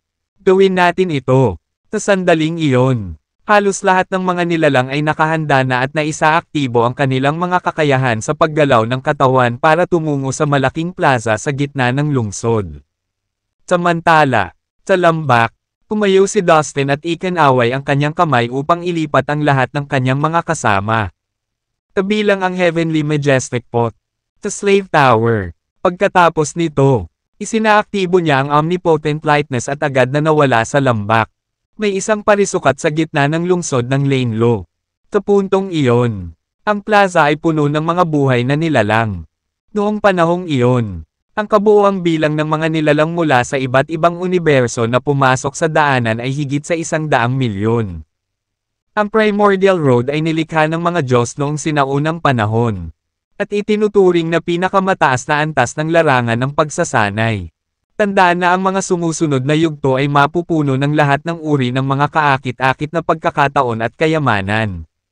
Sa kabilang banda, ito ay puspos din ng hindi kilalang mga panganib na maaaring humantong sa iyong kamatayan. Mayroong 9 na pagsubok sa Primordial Road. Kailangan mong dumaan sa mga ito sa 9 na magkakaibang negatibong mundo. Ang sabi-sabi ay kahit na ang mga sinaunang Diyos na gumawa ng kalsada ay hindi pa ginalugad ang lahat ng mga mundong iyon. Ito ay magiging isang mataas na panganib na paglalakbay para sa inyong lahat. Sa makatuwid, hayaan mo akong bigyan ka ng isang payo. Kapag nasa matinding panganib ka, basagin ang iyong Identity Jade Token para maihatid ka pabalik dito. Siyempre, kaakibat nito ang iyong diskwalifikasyon. Pahalagahan mo ang iyong sariling buhay. Ang tagapag-alaga ng lungsod ay lumitaw sa itaas ng parisukat sa isang malabong third-dimensional na imahe. Bagamat walang malinaw na nakikita ang kanyang mukha, ang mga tao ay natatakot pa rin na makipag-ugnay sa kanyang mga ginintoang mata. Hindi rin nila matukoy ang kanyang tunay na vital energy realm. Gayunpaman, Ang ilan sa mga nilalang na walang kamatayan sa antas ng lupa ay hindi inakala na sila ay isang katapat para sa kanya. Ang iba ay may pakiramdam na siya ay isa lamang espiritual na figure ng isang taong nabuhay noong unang panahon. Inakala nila na ang kanyang misyon ay gabayan at pangasiwaan ang mga nilalang na kumukuha ng pagsusulit. At hindi siya naiiba sa mga pupe sa lungsod ng Lainlo. Sa pamamagitan nito, hiling ko sa iyo ang pinakamahusay na kapalaran. Lahat ng isang biglaang. Siya ay nawala sa manipis na hangin. Pagkatapos, isang matipunong lalaki ang nagpakita sa itaas ng plaza. Good day. I will be taking you to your next destination. Sumama ka sa akin. Malakas niyang sabi. Halata naman na isa talaga siyang papat. Lahat ng nilalang sa plaza. Pati si Dustin ay napatingin sa papat. Nagwagayway ito ng malaking watawat na kulay ube. At nagtaka ang mga tao kung bakit. Sa isang malakas na kulog. Isang makapal na kulay ube na kidlat ang kumislap na naging sanhi ng pagkahati agad ng kawalan. Sa ilalim ng kanilang nakakagulat na titig. Isang altar ang lumipad mula sa siwang ng dahan-dahan. Ang altar ay humongous. At ito ay kasing lawak ng isang kontinente. Ano pang hinihintay mo? Umakyat ka dito. Ang matipunong lalaki sa himpapawid ay nagwagayway ng kanyang kamay bilang senyales na lumapit ang mga nilalang sa altar. Pagkatapos, sunod-sunod na umakyat sa langit ang maraming figure. At damapo sa altar. Napakalaki ng altar na kahit daan-daang milyong tao ay hindi naramdamang masikip habang nakatayo sila dito. Tumayo si Dustin sa sulok ng altar para manatiling low-key. Ipakita ang iyong sarili. Dustin Lee ng Fallen Immortal Cosmos. Biglang sumigaw ang isang Herculean na nasa altar. Nakasuot siya ng balat ng hayop at sinulyapan ang mga nilalang sa altar gamit ang malalaking mata. Nakilala ng lahat ng iba pang nilalang na siya ay isang Earth Immortal ng Muklan mula sa Haunting Cosmos. Lahat, pansinin mo ang mga tao sa paligid mo. Marahil ay kabilang sa atin si Dustin. Ipinahayag ng apat na makapangyarihang puwersa na ang sinumang magbibigay ng makabuluhang impormasyon tungkol sa kinaroroonan ni Dustin. O sinumang magbabalik sa kanya ng patay o buhay ay mabibigyan ng gantimpala. Bilang karagdagan, makukuha mo rin ang proteksyon ng apat na puwersa. Sa ganoong paraan, walang maglalakas loob na manggulo sa buong buhay mo. Sabi ng isang nasa katanghaliang gulang na lalaking naka-purple na naliligo sa ginintoang liwanag. Isa, din siyang Earth Immortal mula sa Divine Sect. Ano? Ang sinumang makahuli kay Dustin ay magkakaroon ng proteksyon ng apat na puwersa at walang maglalakas loob na manggulo sa atin. Natuwa ang lahat sa na-upgrade na bounty para sa ulo ni Dustin. Ang gantimpala ng 6 na patak ng Divine Liquid ay sapat na para mabaliw ang sinumang magsasaka. Gayunpaman, ang apat na maimpluwensyang puwersa ay nagdagdag ng isa pang gantimpala, na siyang garantiya ng isang panghabang buhay na seguridad sa sinumang magbibigay ng impormasyon tungkol kay Dustin o sinumang makakatapos sa kanya. Ang Muklan, ang Underworld, ang Divine Sect, at ang Space Sect ay apat na napakalakas na puwersa. Kung ang isa ay maaaring suportahan ng kahit na isa sa mga grupo. Walang sino man sa iba't ibang universo ang maglalakas loob na gawin siyang isang kaaway. Sobrang halaga ng lalaking ito sa Dustin. Kailangan ko siyang hanapin sa unahan ng sino man at wakasan siya. Naikuyom ng lahat ng nilalang ang kanilang mga kamao habang nilalamon sila ng kilig. Mukhang hindi titigil ang apat na puwersa hanggat hindi nila ako natatanggal. Naisip ni Dustin sa sarili sabay ngiti ng pilit. Sa sandaling iyon. Tinuri ng mahigit 100 Earth Immortals mula sa apat na makapangyarihang puwersa ang mga nilalang sa altar. May mabangis silang ekspresyon sa kanilang mga mukha at inayos ang kanilang mga sarili na para bang maglulunsad sila ng isang nakamamatay na pag-atake anumang oras. Nagsimula na ring suriin ng lahat ng may buhay na nilalang ang mga tao sa kanilang paligid. Sila ay tumingin sa isa't isa ng alerto at kahit na maingat na inilabas ang kanilang espiritual na mga pandama upang makita ang lahat ng kanilang nakikita.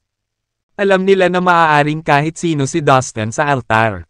Sandaling bumalot ang tensyon sa altar. Lahat ay sabik na mahanap si Dustin. Boy, tikat ka na talaga ngayon. Hinahanap ka na ng lahat dyan. Ang Heavenly Majestic Pot ay nagulat nang makita ang mga tao sa kanilang mga paa. Katahimikan. Kung may personal na problema ang sinuman, maaari mo itong lutisin sa larangan ng pagsasanay. Samantala, walang sino man ang pinapayagang gumawa ng gulo sa altar na ito. Bagamat siya ay isang popey, naramdaman ng maayos na lalaki na may kakaiba sa kapaligiran. Biglang tumahimik, at walang nang ahas gumawa ng ingay. Ang popey ay nagsimulang iwagayway muli ang lilang watawat, habang binibigkas niya ang isang sinaunang awit para manglamlam sa altar. Kasabay ng napakaingay na ingay. Isang makapal na sinag ng liwanag ang lumabas mula sa altar. Tumama ito sa walang bisa at lumikha ng isang malawak na daanan ng espasyo. Nahumantong sa isang hindi kilalang espasyo. Pagkatapos, ang bawat nilalang sa altar ay napapaligiran ng napakaraming spatial na kapangyarihan na lumitaw ng wala saan. Sa sumunod na sandali, lahat ng tao sa altar ay biglang naglaho. Naramdaman nilang naipit sila sa isang channel na ginawa mula sa spatial power. At sumulong sila sa bilis ng kidlat. Wala silang ideya kung aling universo ang nasa dulo ng channel. May mga pagkakataong naramdaman nilang daan-daang taon na ang lumipas. Paminsan-minsan, ang pader ng daanan ay naging napakalinaw na nakikita nila ang iba't ibang mga universo na dumarating at umalis. Sa isang kisap mata, nalampasan na nila ang daan-daang universo. Walang nakakaalam kung gaano ito katagal. Hanggang sa wakas, nazap sila sa channel. At naabot ang isang nagyayelong universo. Mahigit 100 milyong nilalang ang dumating sa dayuhang universo. Sa likuran nila, ang makapal na sinag ng liwanag na naghatid sa kanila doon ay tumago sa kalawakan. At unti-unting naglaho. Nasaan ba tayo? Pinagmamasdan ng mga tao ang kanilang paligid. Ang mga malalaking bituin ay nakakalat sa walang hangganang universo. Napakatahimik na naririnig nila ang kanilang sarili na humihinga. Isang kakaiba, tinaunang aura ang pumuno sa universo. Ano ang ating unang pagsubok? Mahigit 100 milyong nilalang ang dumagsa sa espasyo. At bawat isa sa kanila ay may pagtataka sa kanilang mga mukha. Nagpalingga-lingga sila sa paligid at naghihintay ng mangyayari. Yay! Everyone! Ang tagapag-alaga ng Lainlu City ay nagsabi na kailangan nating kumuha ng mga pagsusulit sa iba't ibang negatibong mundo. Isa na yata ito sa kanila. Ito ang unang pagkakataon ng lahat na maglakbay dito. At duda ako na alam ng sino man sa atin ang lugar na ito. Iminumungkahi ko na manatili tayo sa mga grupo at alamin muna kung ano ang nangyayari sa universo na ito. Malakas na sabi ng isang nakakabighaning nasa katanghaliang gulang na lalaki habang humahakbang pasulong. Siyang Earth Immortal. This is absurd. Niloloko mo ako. Di ba? Kakumpetensya tayo. Bakit kailangan nating magtulungan? Hindi ako yuyuko sa antas ng mga mahihina. Isang lalaking naka-purple na sombrero ang hamampas ng kamao niya. Magulo ang maitim na kayumangging buhok niya at matibay at malinaw ang mukha niya. Hinubog mula sa granite ang kanyang mga katangian. Munguso siya. With that, he waved his sleeve. Tumalikod at naglakad palayo. Mahigpit siyang sinundan ng 100 Earth Immortals. Kilala ko ang lalaking ito. Anak siya ng pinuno ng Scarlet Sect. Alexander yan. Kinilala ng isa sa kanila ang lalaking may purple na sombrero. Nagpalitan sila ng bulungan at bulungan sa isa't isa. Ano ang nangyayari? Nakasimangot na bulalas ni Alexander yan. Napahinto siya bigla sa kanyang kinatatayuan ng ilang daang metro na ang layo mula sa kanyang kinaroroonan. May isang espesyal na batas sa universo na ito na nagpapahina sa aking mga kapangyarihan. Sabi niya sa labis na pagkabigla. Hindi pwede. Kailangan nilang makita sa kanilang sarili kung may espesyal na batas ang lugar na ito o wala. Tama. Habang sinusubukan nilang lahat na gumalaw, naramdaman nilang parang may humihila sa kanila pababa sa lupa. Tama ka. Pakiramdam ko ay dinadala ko ang 12-dosenang hindi nakikitang malalaking bundok sa aking likuran. Masyadong mabigat. Ang bilis ko ay kahit 12-dosenang beses na mas mabagal kaysa dati. Hindi ako makagalaw sa ganitong bilis. Ano ang dapat kong gawin? Sa mahigpit na pagkakahawak ng gulat, ang mga nilalang ay nagpaputok ng kanilang mga synapses na parang baliw. Hindi sila pamilyar sa lugar na ito at natakot sila. Ginamit ni Dustin ang kasanayan sa paggalaw ng katawan upang lumipad pabalik-balik sa kalawakan ng higit sa isang beses. Ngunit nalaman lamang na mas bumigat ang kanyang katawan. Nahirapan siyang subukang gawing mabilis ang kanyang katawan, limitado ang kanyang mga galaw. I can't even break a planet. Lahat ng bagay dito ay nakakagulat na mabigat. Isang matangkad at batang magsasaka ang naglunsad ng pag-atake sa planetang malapit. Ngunit nabigo itong wasakin. Tagulat at hiya. Siya ay nataman ito ng 9 na beses. Labis ang kanyang pagkamangha. Nagdulot lamang siya ng ilang maliliit na butas sa ibabaw ng planeta. Ang lahat ng mga nilalang na naruroon ay mga elite ng iba't ibang universo. Para sa kanila, ang pagwasak ng planeta ay isang piraso ng cake. Ang universo na ito ay may espesyal na batas ng grabidad. Kaya naman ganito kabigat ang mga bagay. Imposible para sa mga tagalabas na umangkop sa batas ng gravity na naruroon dito.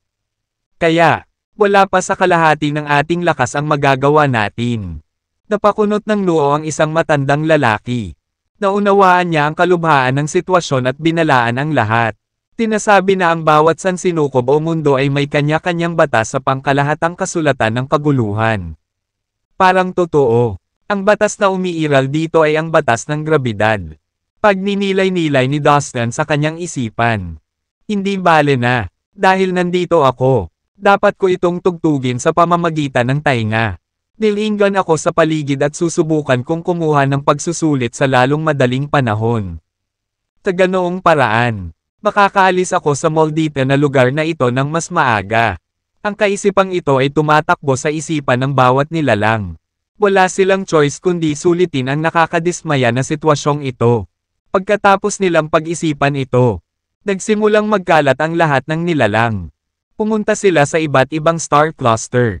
Sa pagkakaroon ng gravity law, medyo natagalan sila bago makarating sa kanilang gustong destinasyon. Gayunpaman, ang mga taong ito ay pawang mga natatanging magsasaka mula sa iba't ibang universo. Sila ay hindi kapani-paniwalang makapangyarihan. Kahit na maaari lamang nilang ipakita ang isang bahagi ng kanilang kapangyarihan dahil sa batas ng gravity. Maaari pa rin nilang talunin ang mga karaniwang magsasaka sa kanilang edad. Pinakawalan ni Dustin ang kanyang omnipotent lightness at sumulong. Kaya ang batas ng gravity ay umiiral sa universo na ito. Ito ay kamangha-manghang. Bulalas ni Dustin sa Heavenly Majestic Pot. Brat, hindi ba sinabi ng tagapag-alaga ng Lane Lu City na ito ay isang negatibong mundo? Ang bawat negatibong mundo ay espesyal. At ito ay hindi katulad ng ibang mundo doon. Noong nakaraan, ang alamat ay nagsabi na ang mga negatibong mundo ay wala sa amparehong sukat sa 3,000 malalaking mundo at 3,000 maliliit na mundo. Ang 3,000 malalaking mundo at 3,000 maliliit na mundo ay tinatawag na positibong mundo. May isa pang dimensyon kung saan matatagpuan ang maraming negatibong mundo. Gayunpaman, ang mga alamat tungkol sa positibo at negatibong mundo ay hindi lubos na kinikilala. Inakala ng lahat na ito ay isang katawa-tawa. Walang batayan na kasabihan. Hindi ako makapaniwala na kailangan mong kunin ang iyong pagsubok sa mga negatibong mundo. Malaki ang posibilidad na ang mga alamat tungkol sa positibo at negatibong mga mundo ay totoo. Paliwanag ng Heavenly Majestic Pot. Ang positibong mundo. Ang negatibong mundo, halos hindi marinig ni Dustin. Nakita niyang medyo mahirap unawain ang buong ideya. Ang mga nilalang ay ginalugad ang negatibong mundo. Samantala, sa isang lugar sa partikular na mundong ito, isang malaking grupo ng mga halimaw ang nagtipon sa isang kapatagan para sa isang pulong. Napakaraming taon na mula nang kumuha ng mga pagsubok ang mga tagalabas sa ating lugar. Napakahusay. Ginawa ng mga Diyos ng mga positibong mundong iyon ang ating mundo bilang isang lugar ng pagsasanay sa pamamagitan ng puwersa. Ito ay isang kahihiyan sa ating lahi.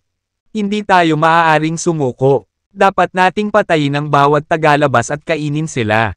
Tama ka, Ginoo. Gusto ko ang mga nilalang mula sa mga positibong mundo. Sila ang paborito ko. Kung tutuusin, karamihan sa mga buhay na nilalang mula sa mga positibong mundo ay sariwa. Malambot at makatas at ang lasa nila ay chewy. Ang Isa pang halimaw ay gutom na din ilaan ang kanyang mga labi. Matagal akong naghintay. Sa wakas ay makakain na ako ng masarap at kasiya siyang pagkain. Ang bawat halimaw ay mahigit 10,000 talampakan ang taas. Tila ay matipuno at may mga tagpi ng kulay.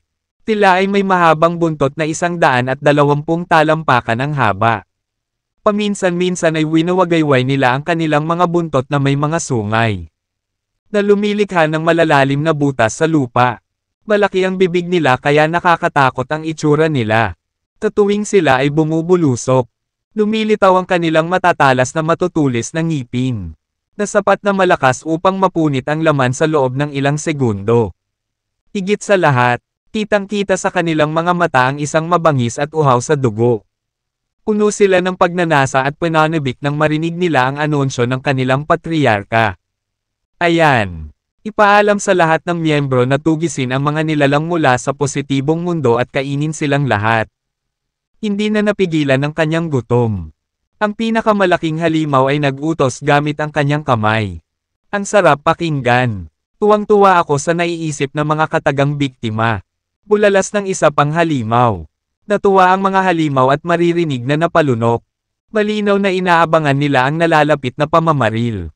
Pero na, ang mga halimaw ay nag-swing ng kanilang mga buntot.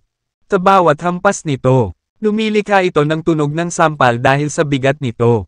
Ang kanilang mga buntot ay lumikha ng isang malakas na kapangyarihan sa bawat indayog.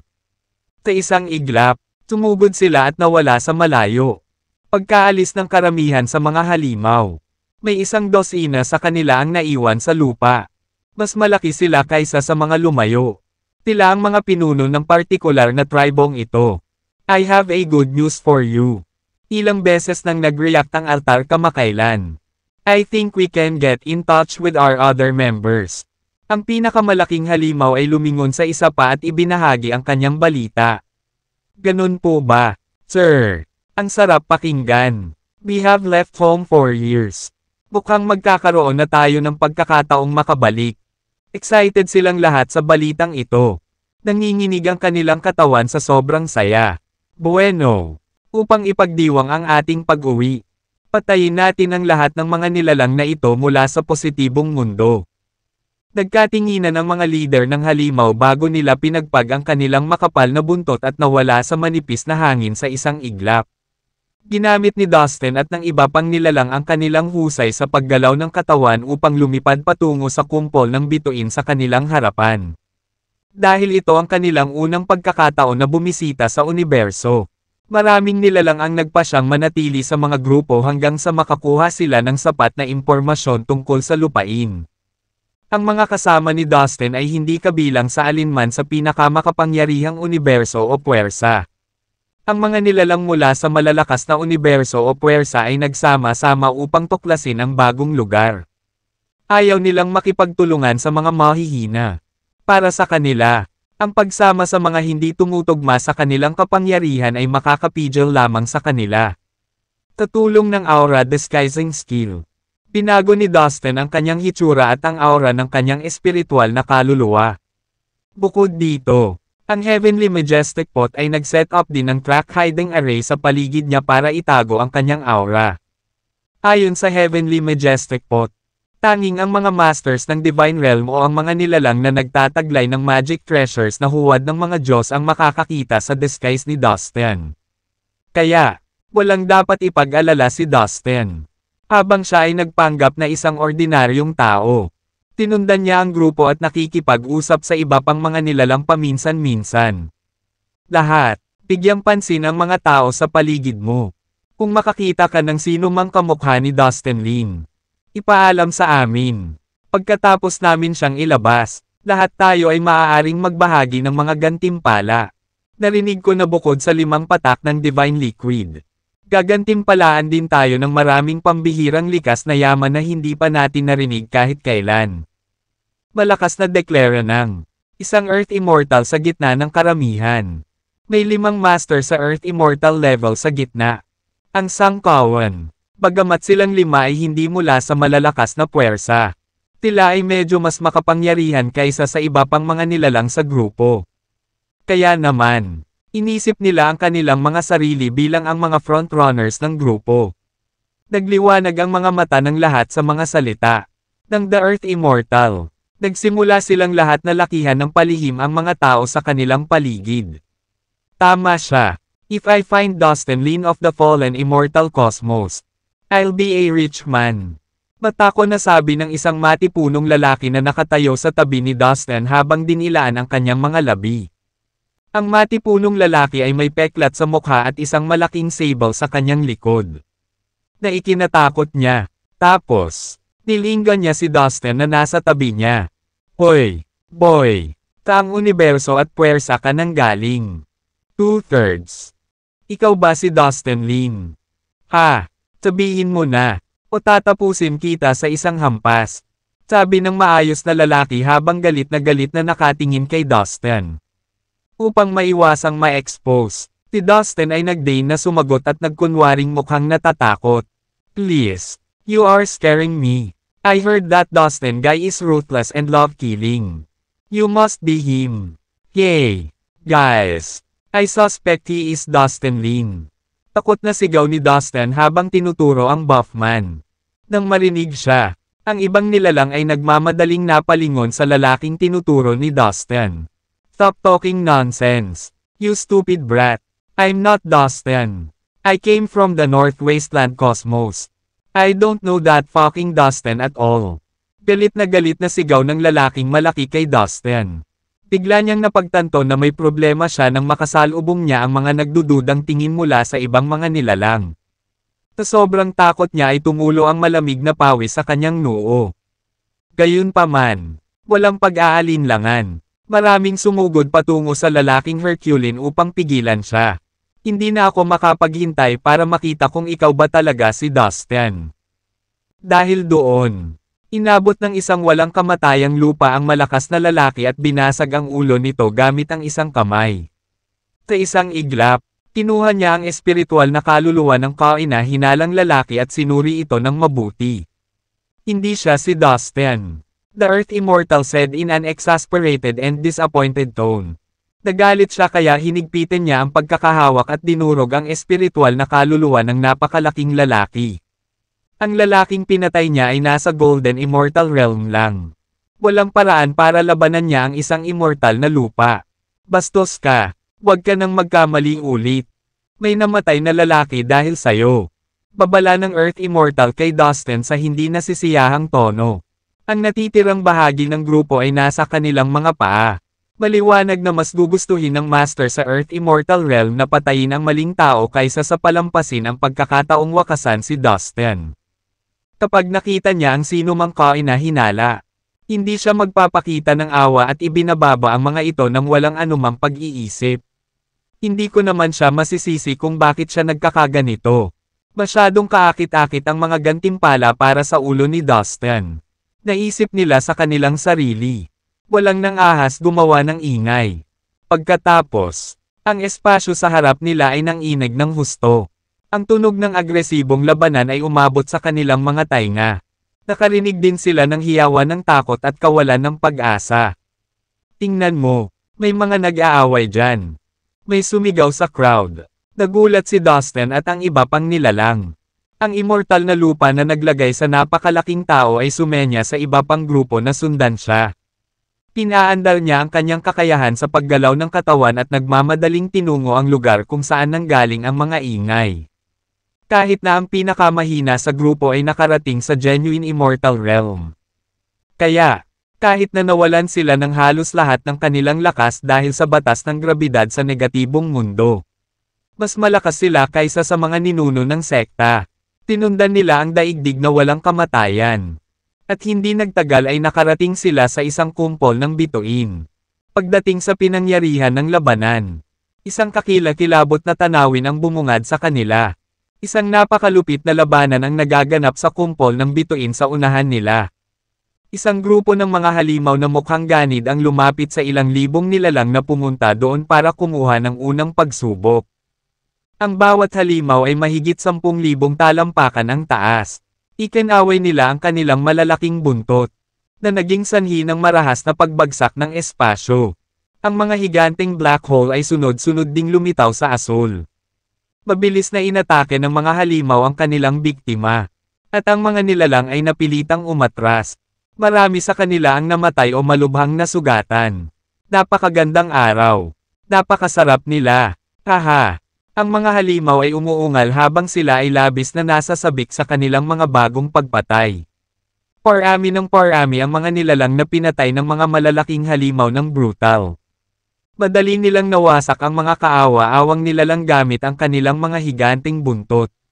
Ang mga higanteng halimaw ay nahuli ng napakahusay sa kanilang biktima. Umasa sila sa kanilang mga pag-atake ng suntukan upang matamaan ang kanilang mga target mula sa isang maikling distansya sa halip na isang mahabang distansya. Ang isang alon ng kanilang buntot ay agad nalilikha ng isang puwersa na magpapadala sa kanilang mga kaaway sa isang iglap. Ang kanilang balat ay hindi kapani-paniwalang matigas upang mapaglabanan ang mga pag-atake mula sa mga nilalang. Tila ang mga kasanayan sa martial arts tulad ng aura ng espada, aura ng talam, at mga kasanayan sa kamao ay hindi maaaring maging sanhi ng pinsala sa kanila. Ang higit na ikinasindak ni Dustin at ng kanyang mga kasama ay nang ilabas ng mga halimaw ang kanilang mga dila para igapos ang mga nilalang at lumunin sila ng matatalas na ngipin. Matalas ang kanilang mga kuko. At kayang tiisin ang lahat ng uri ng pag-atake mula sa mataas na uri ng magic pressure ng kanilang biktima. Ang pinakamagandang hakbang ng mga halimaw na ito ay sirain ang mga panlaban ng mga nilalang gamit ang kanilang malalaking buntot. Napatulala si Dustin at ang kanyang mga kasama. Sa isang kisap mata, karamihan sa mga nilalang ay napatay na. Ilang daan na lang ang natitira sa kanila. Masyadong nakakatakot ang mga halimaw na ito. Oh my God! Tumakbo ka! Ang mga nakaligtas ay natakot hanggang sa mamatay. Nawalan sila ng gana na lumaban nang tumalikod sila at tumakbo para sa kanilang buhay. Talibo-libong mandirigma na tinutugis ng mga halimaw. Marami sa kanila ang dinurog na ang kanilang mga jade token upang huminto at makabalik itong buhay. Ang grupong ito ng mga magsasaka ay medyo mahina na ang pinakamalakas sa kanila ay iilan lamang sa mga gintong immortal. Karamihan sa kanila ay dumikit na lang sa isa't isa at buong lakas nilang ipinagtanggol ang kanilang mga sarili. Bukod dito, tila ay lubhang nalampasan. Humigit kumulang 1,000 magsasaka ang lumalaban sa libo-libong mabangis na halimaw na ito. Pinaglaruan lang sila ng mga halimaw na parang mga leon na nagpapahirap sa kanilang biktima bago sila lumunin. Ngayon, ilang daan na lang ang natitira sa mga mandirigma. Sa halip na lumaban, tumuon sila sa pagtakas at ginamit ang kanilang kakayahan sa paggalaw ng katawan upang makawala sa pagkubkob ng mga kaaway.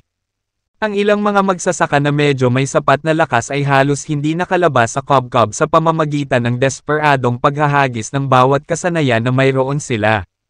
Nang makalabas sila, inilabas nila ang lahat ng kanilang lakas upang mabilis na makatakas sa malayong mabituing kalangitan.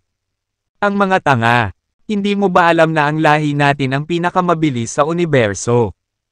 Sa tingin ko wala ka man lang ideya kung ano ang kaya natin ngayon. Isa ka lang grupo ng mga mabagal na gumagapang na insekto na nagmamakaawa sa atin. Para magalit sa'yo, pinagtawanan ng mga halimaw ang kaawa-awang mga mandirigma habang kamakaway ang kanilang mga buntot. Hinabol nila ang mga tumatakas na mandirigma at naabutan sila sa isang iglap. Nakakatakot talaga ang bilis nila. Sa puntong ito, walang makakaalis sa kanila. Isang halimaw ang mabilis na nakasunod sa isa sa mga mandirigma. Nagpakawala siya ng nakakabinging dagandong at hinampas ang kanyang malaking buntot sa likod ng mandirigma. Isang malakas na tunog ng splattering ang narinig habang ang katawan ng mandirigma ay durog na naging duguan. This is insane. I can't take this anymore. Gusto kong bumalik. Ang espiritual na kaluluwa ng lalaki ay sumigaw sa desperasyon. Inactivate niya ang kanyang jade token at tuluyang nawala. Humph! Nakatakas ang kanyang espiritual na kaluluwa. Hindi ganoon kasarap ang lasa kung wala ang kaluluwa sa loob nito. Reklamo ng halimaw na hindi nasisiyahan. Sa sandaling ito, si Dustin at ang kanyang mga kasamahan ay sumugod patungo sa plataporma. Nagulat sila nang makita nila ang nakakatakot na eksena. Napakalinaw na ang mga halimaw na ito ay may kakilakilabot na pisikal na lakas at matigas na balangkas. Kahit na ang makapangyarihang martial arts techniques at magic treasures ay halos hindi makapagdulot ng pinsala sa mga halimaw na ito. Tila ay napakahirap na mga kalaban. So, ang pagpatay sa mga halimaw na ito ang layunin ng paglilitis. Pagkatapos ay sabay nating salakayin sila. Humigit kumulang 4 hanggang 5 Earth Immortals mula sa grupo ni Dustin ang sumugod patungo sa mga halimaw na parang mga gutom na mangangaso. Wala tayong ibang pagpipilian. Nakakatakot ang mga halimaw na ito. Ngunit hindi natin sila maiiwasan kung gusto nating makapasa sa paglilitis. Nakiisa rin ang ibang mandirigma at sinubukang malampasan ang kanilang mga takot. Nasa harapan nila ang 10,000 halimaw na sumusugod sa kanila sa isang pulutong. Tulong. Mga immortal sa lupa. Isang magsasaka na hinahabol ng mga halimaw ang nakakita sa lupa na walang kamatayan at hindi naiwasang makaramdam ng labis na kagalakan habang siya ay desperadong humingi ng tulong. Splat. Isang malaking buntot ang bumagsak mula sa langit at dumurog sa lalaking humihingi ng saklolo. Hinablot ng isa pang halimaw ang isang mandirigma sa isang kisap mata at tinampol ang kanyang leeg. Naagad siyang ikinamatay. Haha, mas sariwang karne. Isang malupit at uhaw sa dugo ng ngiti ang bumungad sa mukha ng halimaw habang dinidilaan nito ang dugo sa labi nito. Evil bastard. Go to hell. Isang matandang nakaabo na nakakita sa karumal-dumal na kilos ng halimaw at sumugod sa kinatatayuan ng halimaw. Ang galit na matanda ay naging isang immortal na lupa. Don't disturb my meal. You're rushing to your death too. Inihagis ng halimaw ang bangkay sa hangin. Sa biglaang paglukso, naging malaking anino ang matangkad niyang katawan at sinuntok ang matanda. Sa pag-indayog ng kanyang malalaking kuko, napunit ang espasyo. Parang madudurog ang bawat buto sa katawan kapag nataman sila. Iniunat ng matanda ang palad. Nang malapit na siya sa halimaw, biglang lumaki ang palad. Nagpakawala ng enerhiya na lumundag sa mabituing kalangitan na parang isang marahas na tidal wave. Ang lahat ay nabigla sa matinding kapangyarihan na ipinakita ng immortal na lupa. Bang! Napaatras ang katawan ng halimaw dahil sa malakas na impact. Siya ay dumudugo kung saan-saan at halos nasa pintuan na ng kamatayan. Kamangha-manghang. Nagpalakpakan ang lahat ng mandirigma sa mabituing kalangitan. Ang takot na dulot ng mga halimaw na ito ay unti-unting humupa. Isang kislap ng pag-asa at kumpiyansa ang nag-alab sa lahat ng nakasaksi sa eksena. Tinimulan nilang maunawaan na ang mga halimaw na ito ay hindi magagapi. Ang mga halimaw na ito ay maaaring bumagsak sa isang iglap hanggat may kasamang suntok na sapat na malakas at tumpak. Ang mga halimaw na ito ay katumbas ng mga mandirigmang nagpapadalisay sa katawan. Ang kanilang pinakamalakas na pag-aari ay ang kanilang matitigas na katawan. Ang pinakamahusay na paraan upang harapin ang mga ito ay tretuhin sila tulad ng mga makapangyarihang tagapaglinis ng katawan. Una, gamitin ang mga martial art technique o magic treasures na maaaring magamit sa malalayong distansya.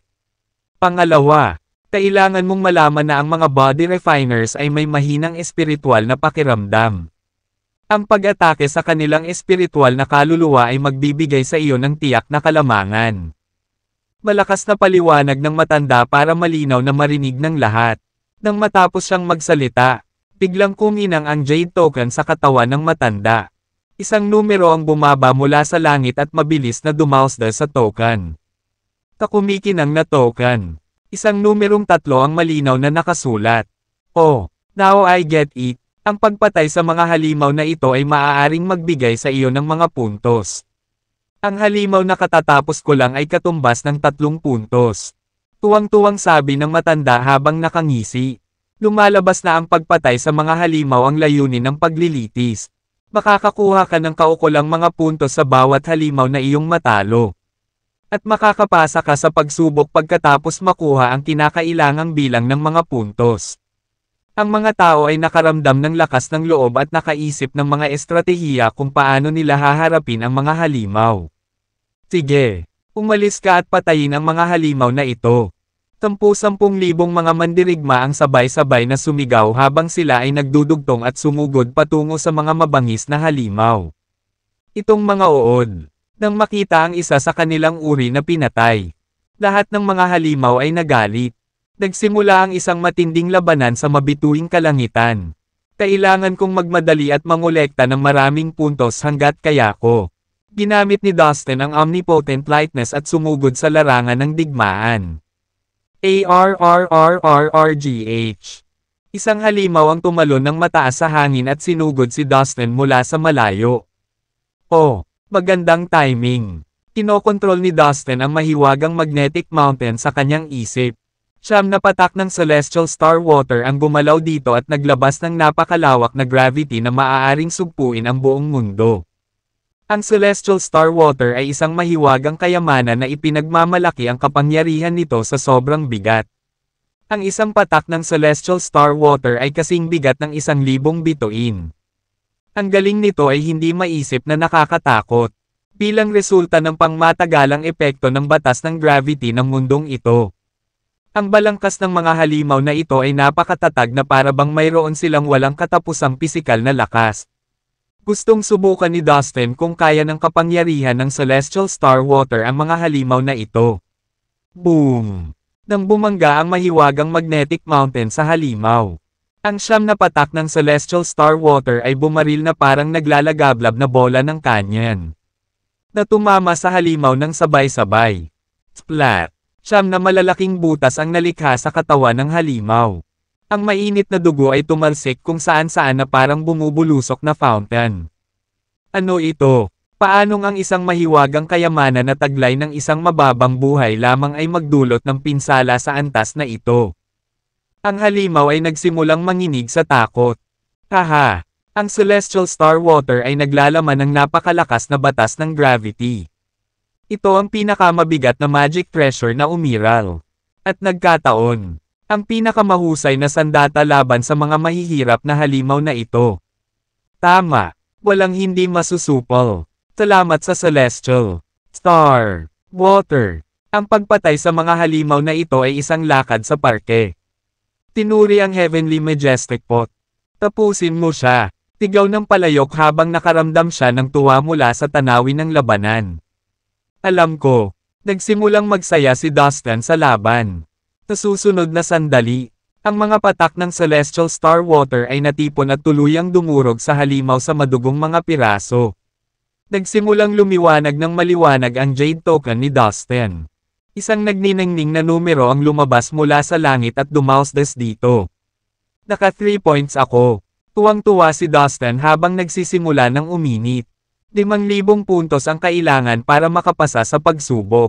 Gayunpaman, kung makakakuha siya ng hanggang 10,000 puntos, makakakuha siya ng magic treasure na naiwan mismo ni Master Lane. No-brainer ang target ni Dustin para sa 10,000 puntos.